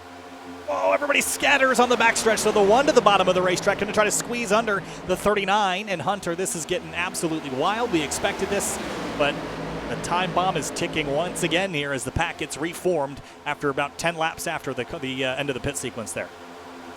Wonder who's going to set it off. Maybe right here, Springer. Oh, the 39. And Kyle Sieg pulling down Woo, low. Boy, that ain't going to work. Oh, no! They're shuffling a lot from that move from Sieg. They somehow don't wreck still. How on earth? Kyle Sieg pulled down to get out of harm's way and was almost a cause of the big one. And that really separated the pack here. So he went down low to just avoid the mayhem and almost caused the mayhem. And look, they're shuffling around in the back trying to avoid wrecking, and they did. So I don't know how they're getting away with this. Not forever, that's for sure. But now we got another conga line for him. At some point, after all this, we just talk about how lucky. How good are they, Finian? I mean, you mentioned it earlier. This is a good night. There are bad nights and there are good nights, and this is certainly a very positive night in terms of everyone putting in the effort to keep the racing clean and green, and it has been just that. Yeah, I'm still genuinely amazed. We had we still have all 43 guys going. I'm trying to remember the last time we had a stock car race where we had plus 40 cars and had plus 40 cars finish the race. So my computer still hates on track it. for that. I was excited at the beginning. I was like, yeah, we're gonna get some cars out early, and I'll get 50 FPS again instead of 10. But these new cars at this new track, it is certainly a workout, Hunter, for the PCs. Absolutely, and it looks like that bottom is starting to get more into it. So there's Douglas Newbigging and the 17 of Michael Sturgill. So Lucky Ducks are moving towards the front of the pond here. And here comes the Ricky 32 Springer down to the inside. That's a 3 wide behind. Got scores to settle, Finian, back up the middle. And he was on the apron almost crashing a couple of laps ago, and here he is back in the mix looking for a top 5 run. Yeah, almost zoomed around Sturgill, but had to back off that run. The run just died with the side draft he was facing from both lanes of traffic. So ended up dropping back to the outside lane. But Sturgill is still making some solid ground on the inside in behind the 18 of Ricky Springer. Oh, the night car hard in the wall. Matthew Bell smacked it on the front straightaway. Big time crash with the right side of that car. Can he keep it straight? He will, but that was a really big impact here, right on board. Yeah, he's riding up on top, got a little bit loose, and then you're going to see the 7 of James Scioli, and then hit him, and then bam to the wall. That's a big old jump right there on the number 9. That's going to take him out of contention for sure. Unless we get a caution here, that could save his race. Although he might be a part of the caution, depends on how this next 20 laps or so goes. But now we got a little bit of separation here. Seems like the first 8 cars have been door to door. Jordan Martin there in 9th, 3 wide behind with Scioli and Balancino. Oh, crash to the back straightaway. Big one, the 17 in the fence. And more, and this is it. This is the big crash. No. There we go. The 91's in it. Oh, the 16 takes a big lick. And the big one has arrived. There it is. Couldn't do it forever. Now the unwinding process of how we figure out. It looked like for the longest time that it was just going to be 2 cars. The 17. We'll take a look at our SimRat market replay.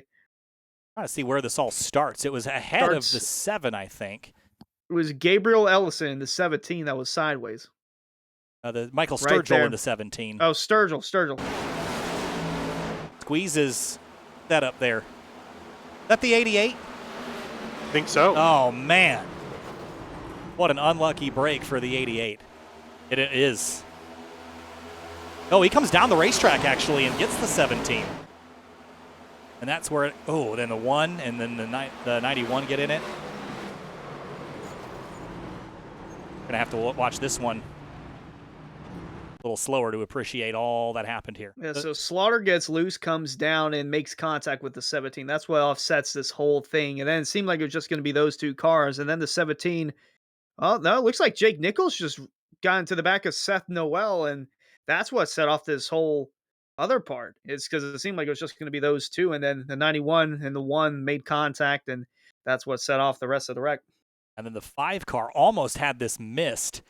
Garrett Grant, watch him here in the back of the shot, the red car. He's going to dive low, low, low, and he thinks he's clear. Then the 91 right there clips him in the right rear, and he comes back across the racetrack here in a big, long skid, and almost, and right there gets tagged on the front in a bad way. Then the 16 and the 27, and it just keeps happening here more and more and more. The 8 of Rafe Slate also in it big time. I think Bronson Stafford, if I'm getting it correct, I think got a pretty good view avoiding most of these. Right there. That's Stafford getting into it. Yep. 16 right at the end. Pow! Into the wall he went. Let's ride on board with the Bronson Stafford machine and see if we can get a good perspective.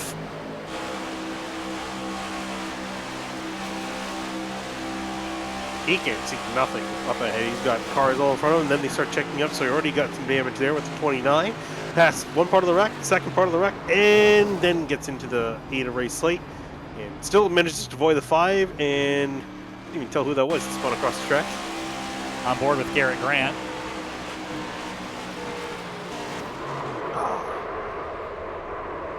Oh, the 16 too. He might have almost had that missed. Right on board with Tom Bourne.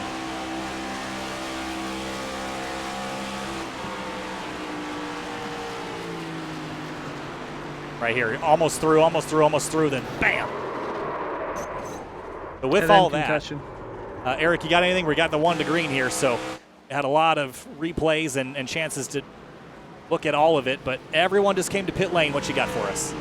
So 2 pieces of radio for you guys. I'll get here to in a moment, but everybody, 4 tires, they want that fresh rubber for this final sprint to the end. 20 laps, 19 going to be when they take the green flag. But here's the 88 radio from the wreck. I don't even know what happened. I'm on pit right here. Find out what happened. And meanwhile, I got Solar Flare Racing radio here for you as well. We were riding on board with Jake Nichols when this happened. Oh, they're crashing. Oh my fucking god. Oh my fuck. Oh, I broke the Go XLR, guys. Well, Delant Ballard was not happy with what was going on, so hence the issues there. But yeah, Jake Nichols said it spun, it's hurt, but he didn't take too many big hits. He thinks he will still have a car to try to finish the race with. Yeah, it was a big bummer for the 88 in particular. Was one of the catalysts to the accident, but was by far the most dominant car today out front. That will relinquish the lead to the 23 and the 32 Finian. And we're going to re-kick it off with 19 laps to go. Here comes the chaos. I think it's safe to say that we have not seen our last yellow at this point. We did really well, but here we go. 20 laps to go.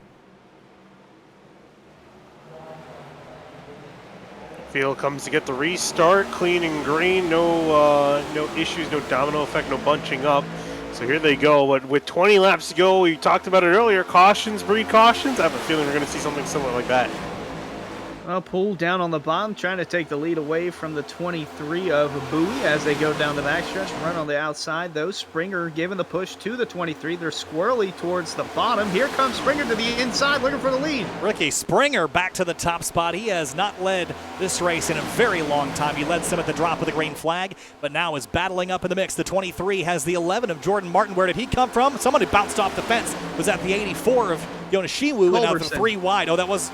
Yes, it was Culberson, as now they're 3 abreast in turns 1 and 2 again, Finian. Yeah, Travis Beckner up on top on the outside of that 84. We mentioned Yoneshiwu now rocketing on that outside, almost getting to the wall, trying to get a big run. That outside is definitely where it seems the biggest runs are coming from. Here comes Martin out of the inside for the lead. Oh, boy. Oh, they're all over the place in the back. Yoneshiwu in the middle of a 3-wide pickle, but Jordan Martin with 17 to go, trying to win at his home track in Atlanta. Jordan Martin has led 1 lap. That was lap 123. He needs to lead lap 140 to win this thing. Side by side with the 23, the 32 of JT Poole, going to give him a shot. The 71, the 24, the 23, they've all been up here. The 28 of Beckner wants into the mix too here, Finian, as we hit turn 3. Indeed, I see David Weishart in the 33 ripping the outside lane, that red and black car you can see there. He's come all the way back from 36. He's trying to get inside the top 10. He's being freight trained by some guys on the bottom, almost door the 81. Oh, contact is all over in that 3-wide pickle there with Weishart and the 81 of Culberson as we ride aboard the 33 of Weishart, who's stuck on that outside, kind of in a third moving zone, just trying to get shuffled into the side-by-side action. Doesn't want to be a part of that 3-wide. He's still making contact. That's Tyler Nichols, brother of Jake, who's actually right behind him. So Jake Nichols is still in the race. That's pretty shocking. I thought he was out. I did, but not too. out of it is that bottom of JT Poole, shoving the crap out of the 11 of Jordan Martin as they are tightly bunched here in turn 1 and 2. This is wild, wild stuff. The 33, he had his own lane, but it went away. The 24 drifts up the track just a little bit, maybe try to get some overlap on the 23. He can't do it. Now 2 organized lines down into turn 3 here, Finian, but the pushing and shoving is going to only get more intense and more wild the longer we go. Yeah, absolutely. It's only going to take one small mistake in this delicate tangle that everyone's managing to pull off inches away from one another as the laps wind down to cause a massive wreck near the front. We already saw a fairly big wreck. We could still see another one with everyone so close and piled up near the front of the field. Look at that. Look how tight the field is. They're using every inch of the racetrack that they can, and they're so tight together because you don't want to get too out of line, and then you lose your spot. On that outside line, Brandon Bowie's trying to do all he can with the 24 of Curran, and right behind him is Area 500 winner Travis Beckner, slowly migrating towards the front. Jordan Martin still leading the way, blocking the bottom. You have to block the top here. Here comes Bowie with a run on the outside. Move your feet, lose your seat. Everyone's going to grab it when they can. But the 11 car power move to the top spot. Got the field doubled up behind him. Ooh, and a big shove in behind from the 28 of Beckner to the 24 of Curran, who almost went to the outside of the 23 of Bowie, backed off of it for the moment, but the guys are getting aggressive. Ooh, Poole coming off the corner just a little bit, almost door the 23. Gonna allow for a massive run here as here comes Bowie looking to the outside. 12 laps to go now as they head into turn 1. That's Herwin pushing him on the outside. Dead even in the middle of turn 1 into 2. Well, how long can they do this for? They have to go 11 laps when they get back to the stripe. And where do you want to be right now? I don't know if anybody really knows. I think the inside or the outside is equally powerful depending on when you get the run that pushes you to the front here, Finian. But I like that bottom. I like that top. I just like being out front either way. Yeah, I think, I don't know, if you want to be in any particular place, definitely the top. I want to be in the top lane. I see right now Martin going nowhere. The first 2 lanes getting clear. Almost Beckner able to get clear as a car on the apron. Robertson down low in the 64. They're checking up on the inside because Jordan Martin just blinked, and that's why you saw the run that the outside line get. I mean, look at it. Here comes Springer down to the inside. The 11 who's blinking in and out, and that's what's holding back this bottom. Here comes Vector now trying to peek his nose in. Not a good... Oh, this is not going to be a good situation with the 11 popping in and out of existence. Everybody's scattering around him. Not confident. You have to have confidence. You have to trust your opponents and their internet in a race like this. And the 71, 32, and 41 are side by side. The 23 and 28 banging doors off of turn 2. I would argue it's a little too early for that, but it's also kind of late. 10 laps to go now for these drivers. The laps winding down. The aggression you can start to see pick up. It's only a matter of time. Here we go, 3 wide in the middle of the field. In the middle of that are our brothers Jake and Tyler Nichols trying to lead their way on the outside with Rafe Slate. They were involved in the most recent caution, but they still have speed underneath those Solar Flare racing machines as Bowie and Beckner both going at it door to door. Coming out of turn 2 is going to get to here on the outside. Oh, there they go. Rafe Slate in the wall. 71 around. Big crash in the middle of the field. Wow. Another 10, 12 car wreck, the 00. It's grinding to a halt, so does the 77. 72's in it as well, Aaron Smith. Douglas Newbigging. And 32 car was the first one I saw turned around. BT Pool. Another one for the slow motion category, I think. Already kind of missed the kickoff of this, so here they are, 3 wide mid-corner, and Finian, I knew it was spooling up the way they were racing like this, but let's see how it all kicks off. Yeah, I'm not sure the 71 got loose or not. As they're coming off the corner, here they come. It's coming off of turn 2. It seems like the 71 went up a little bit. 8 came down a little bit. That kicked it all off, and there was really nowhere for anyone else to go. You can see the track getting blocked immediately by just a huge amount of cars. Oh, and Jacob Bell. Nowhere to go for Jacob Bell. Look at that, Robertson. Woo! Great avoidance there from the 64 of Ed Robertson. Ron Bohr with Jacob Bell, see what he saw at the end.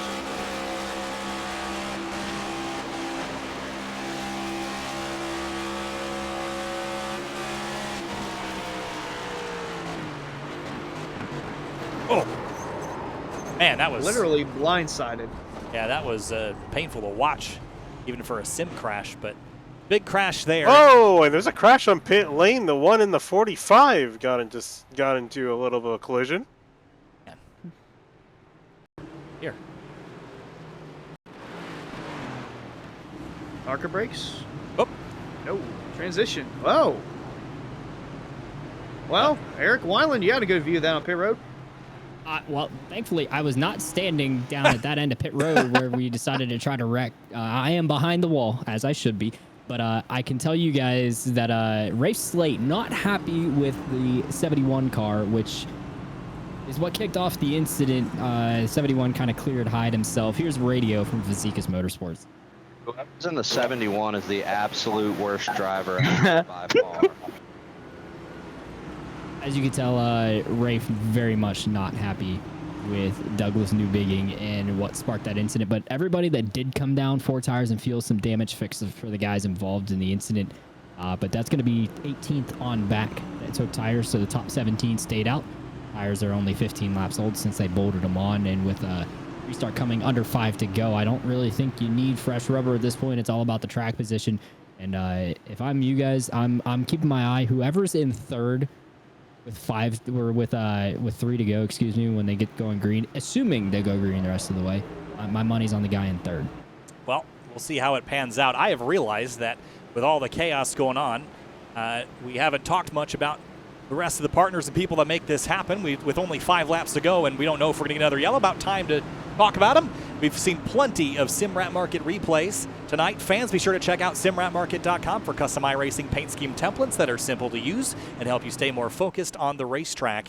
Saw the 7 of Scioli in that most recent incident, but he pops out of pit lane, or pops out of the racetrack back into 12th place.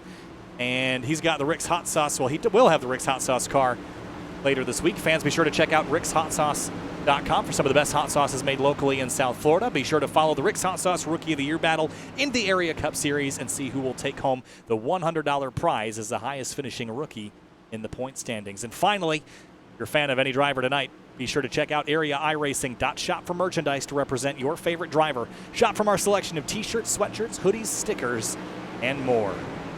Well, tonight we have seen and been treated to a very exciting, entertaining race. We're going to have 5 laps to go. Eric said he likes the guy in third. That's the 28 of Beckner, who was our Area 500 winner. Yeah, well, he likes the 28. A lot of guys don't like the 28 at the moment. There's a lot of chat against Beckner publicly that his car is being a little bit too wide to some drivers' liking. So we'll see here. He doesn't have a whole lot of friends near him. We'll see can he manage with 5 laps to go. 5 laps to go here in the 6th round of the 2022 Area Cup Series season. A great restart from the outside lane. And here we go, back underway here from Atlanta. And a very poor start for the 24. Sorry to cut you off as they actually get back going immediately with a big shove from Beckner. I would say Beckner being talked about a lot by the drivers reminds me. Oh, big wreck in the back. Caution's out. Scratch that. Oh, the 61. Ow. Oh, Stafford into the wall hard. They just crashed big time behind the leaders.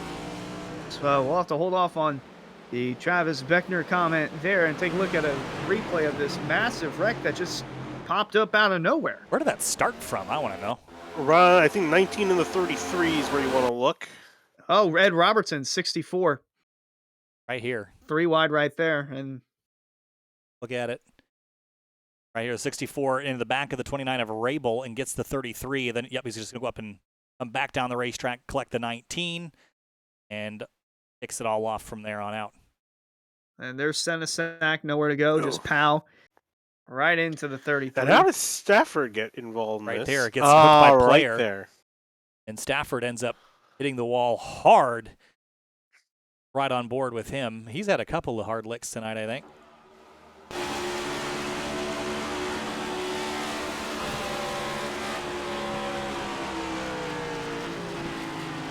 Did a good job slowing down, came down low, and unfortunately just got clipped in the end and bam, hard in the wall.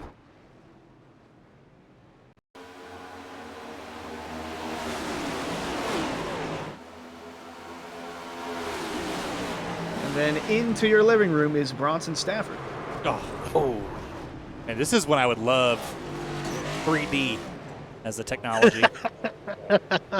Get some IMAX up in here. That'd be awesome. Yeah, I'm sure Eric would like some IMAX theater. Eric, what do you got for us? I'm getting plenty down here, guys, because that wreck happened right in front of me here on the racetrack, but right here at the end of pit road. So as you saw, David tried to shove it 3. Ed Robertson, not too happy on the radio. I'm not going to replay what he said, but he was not happy with the guy that was complaining about going 3 wide, went 3 wide on him. So nonetheless, meanwhile, the talk of David Weishart Racing is more about this upcoming restart and the fact that they are not looking forward to it because they don't think they're going to get back to the white flag, guys. They're expecting a wreck here on this green-white checker, but this, I'm sure, as you guys have documented, will be the one and only chance we have at a green flag finish here to end the race. Yeah, we actually didn't get a chance to get to that point just yet after covering the crash replays there, but yeah, this is our only attempt. We're going to be going into overtime past scheduled distance, so that means that if the caution comes out before we get to that white flag lap, the race is over. If we get to that white flag lap, anything goes, and we've seen that be messy a couple of times at plate tracks before, or I guess super speedway package tracks, no longer the plates, but it has been an interesting night, and we've had a couple races recently kind of end with these quick yellows, and I think everybody would love to see this go green to the end, but Eric, doesn't sound like a lot of drivers are super hopeful. No, radio's still very volatile right now, so I am going to put my money down here. So I said if there was no more yellows, that the guy in third with 3 to go was going to win. Well, obviously there was another yellow, so green, white, checkered, restart here. I get to take a pick on, if I'm going to take a pick on a guy that's going to win this race. I really would like to pick from 2, but if I had to pick one, I'm going to pick the 84 of Cosman. I'm not even going to try his last name like you guys. I respect you guys for trying it. Cosman, he's been working his way forward through the field. This just feels like an Indy 500 type of vibe where if you've gotten yourself in track position up to the late in the race, you can be in position to make the move for the win. I fully expect that that's what's going to happen here. So my eyes on the 84, but like I said, if I get to pick another driver, it's the guy that was inside there in the 18 car, Ricky Springer, as well. All right, well, we'll see how it goes. This is going to be our one and only attempt at a green-white checkered. Finian, Eric had the 84. Who you got in this mix? I mean, listen, Travis Beckner started in 30th, up 27 spots, up into third. He won the Area 500 earlier this season. I mean, it's kind of hard not to pick him. Hunter, who you got? I'm going to go with the leader of Curran. I was going to say about Beckner, about a lot of the drivers complaining about how he races and how he races other drivers and all that fun stuff. Reminds me of Ross Chastain, who just so happens to be Beckner's favorite driver, so maybe trying to replicate that, but he might have a shot. I'm going to go with the 24 of Curran. I'm going to go with the driver that has led the most laps out of this group up front, Brandon Bowie, starting on the outside of the front row here. I think he's going to be the one to outsmart everybody here at the tail end of this race. 2 laps to go. Green, white, checkered, and green in that white checkered. We're underway again. A great restart from the inside lane. Beckner shoves Curran clear as we sail down towards turn number 1. Everybody biting their nails and holding their breath to get back around a mile and a half. Yeah, they got to be careful, though, getting too far ahead because they're going to get a big run, especially from the 18 Ricky Springer, who's trying to catch back up to them. Big thing, though, as you mentioned, can we make it back to the white flag? I don't know if they can. Springer going to look to the outside. Beckner to the outside as well. Bowie, big run on the outside. It's going to help the 18 of Springer. Meanwhile, Curran hoping to make it back to the white flag, or hoping for a yellow now. White flag in the air. One final time around Atlanta. Who wins it? Here we go. 1.5 miles left. The 28 to the inside, the 18 to the outside. The leader gets sucker hold. The 11 gets turned. It's going to be a big mess in turn 2 as everybody scatters. Somehow they keep it straight, but no, there they go. A huge crash piles up the field as down the back straightaway, big hard hits. Ricky Springer leads. And here comes the 23 of Bowie to the inside. He makes a dive. Springer slams the door through 3 and 4. Coming back to the checkers. Ricky Springer sliced and diced at Atlanta out of turn number 4. Ricky Springer's going to get back to the stripe and win at Atlanta. What a fantastic job. Beckner tried to come back on the 23. Couldn't get there in time. Bowie had nothing for Springer there at the end. Fantastic job by the 18. What you saw right there, that was the spot to make the move on the white flag because you weren't going to have any other opportunity. And you saw the massive crash that happened back there. And Ricky Springer is the victor of said crash and of the race. The number 18 machine. And he's going to do some burnouts here on the front stretch. We're going to watch him celebrate before we go back and watch the replays because I'm sure we can get tied up in that for a couple of minutes. Ricky Springer comes back around and celebrates his first victory on the season. Just timed that beautifully, got the run, and celebrates here at Atlanta.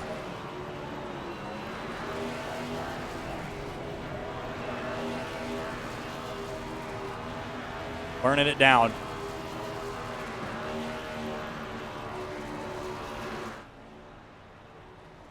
And that is a cool one. Springer gets it done in the number 18, and guess what? One of the hometown boys, Finian. Yeah, I mean, really, there's nothing short of excellent maneuvering there at the end. Did exactly what it needed to get done. And the funny thing is, he only started in second and went up just one position more up to grab P1 there at the end. Well, let's go back. We have a lot to digest on this last lap here. Here's coming to the white. And then we're going to have to watch this. Let's just watch this in quarter speed and just try to get all of it in one go as we can because we got plenty more to talk about as we get into this here. So it all starts right here with the 24 getting sucker hold. The 7 is Scioli gets the 11 and starts tipping him around, but the crash doesn't happen until a little bit later. Yeah, no, these guys sorry, they all saved it somehow. Even after all this, they saved it. Jordan Martin keeps it straight, but everybody's running each other over here trying to check up into the 12. Then there's the 84, not the 84, that's the 24. And then right here, everybody back here, nowhere to go. Slate, Mitchell, you name it, they're all in it. Just the door closes right here on the backstretch, and they all become one. Oh, 39 took a big lick there, and then I think one more that got in it big time. Yeah, the 61 miles in there and gets the 29. That was the big impact we saw. This one might be more impactful at full speed. Here's a look at it. And pow, there's the big hit there. Once, twice, bam. And then that big impact brings it around, and you see the damage. Oh, on here. man. So, still wrecking. Let's go back in just a moment. We're going to listen to the radio on the number 18. Here it is. Come on, baby. Come on, baby. Come on. Come on, let's go! Oh, he's wrecking me. Let's go, baby! I should have forewarned our headphone users that we had AJ Allmendinger. No, excuse me, Ricky Springer on his coming to the checkered flag right there. What radio comms from Ricky Springer as he takes a victory here at Atlanta? Wow, that was a wild one. Congratulations to Ricky Springer. Let's have a look here at our race results, and you're going to need to study them carefully because there was a lot of mix-ups there on that last lap. Some drivers that were up in the mix all night long that didn't finish there. Springer, Bowie, Beckner, Yonoshiwu, Scioli snags the top 5 after that. Culberson in the 81-6. Shane Abbey, we didn't talk about all night long, 7th place. Jake Nichols grabs an 8th. Tyler Nichols 9th. Alan Ballacino 10th finishing, but the story starts a little bit past that. Yeah, we're gonna see some very familiar names here that just weren't able to seal the deal race. Slate finishing just outside the top 10, 11. Bourne, Smith, Ellison, Swan, Seth Noel back in 16th. Garrett Grant 17th. Robertson, Weiss all the way back down in 19th with Chris Seidenfein rounding out your top 20. And then there's some more names up here. Michael Curran was up there and got caught up in that in the end. Jordan Martin was up inside the top 10. JT Poole had a good shot as well. New Bigging also was in it. Just a lot of big names that were up front towards, I'd say, the majority of this event that got taken out right at the very end. Yeah, some painful ends to some really good races for a lot of this field.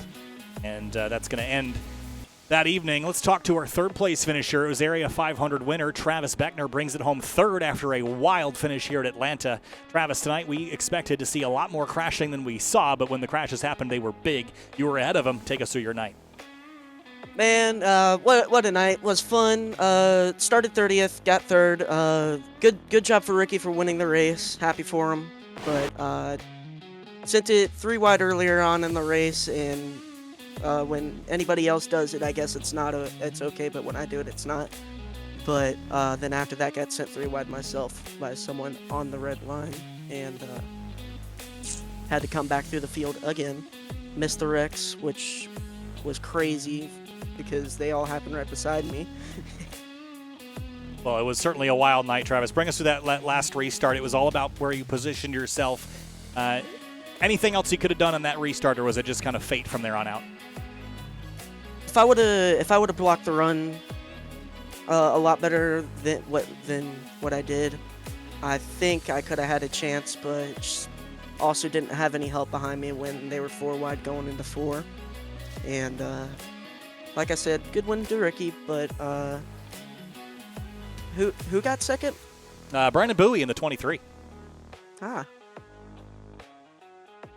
Well, Travis, you sound worn out. We'll let you rest and enjoy it. Top 5 for the 28. Congratulations. We'll see you next time. Yeah, but first I'd like to thank my sponsors, Collier Cutters Landscaping of Southwest Florida, McConey Setup Shops, Rick's Hot Sauce, and everybody at Miller Racing that was helping out tonight. And, of course, everybody in my family that's watching that could help me out with this. And y'all for having the amazing broadcast every time. Thanks, Travis. We'll see you next week, or maybe, are we racing next week, or is it next time after that? I don't even remember. Thanksgiving is next week. I think we got Thanksgiving break off. All right, we'll enjoy that. We'll see you in a couple. Yep. All right, Brandon Bowie brings it home in second in the number 23. Led a bunch of laps.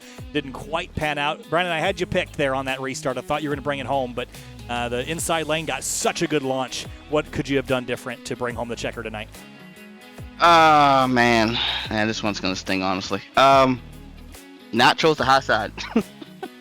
Honestly, maybe I could have controlled the restart, but as aggressive as that last restart was, I don't know. Maybe I don't even make it out of there because I saw them. They wrecked pretty big. So I don't know. And then I 18 was there, and so I was like, well, I'll just push him to the end and hope that maybe I push him maybe a little hard, and then he kind of slides up the track and kind of get an underneath of him, side draft him, and kind of battle it to the end like that. But all in all, it's I came here to put on a show. I know for sure. I know for a fact the likelihood of me making the playoffs and everything is unlikely. Unfortunately, I've missed a lot of races, but I just came out here to have fun. And man, between working with the 88 was probably the highlight of the night of us to slide job, each other in the corners in 2 and 3. So man, what a crazy race. Actually, I kind of want to do it again. I know a lot of people don't like that, but I could probably go for it again.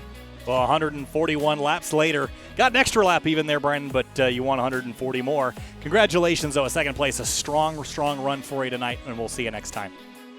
Thanks, Kyle.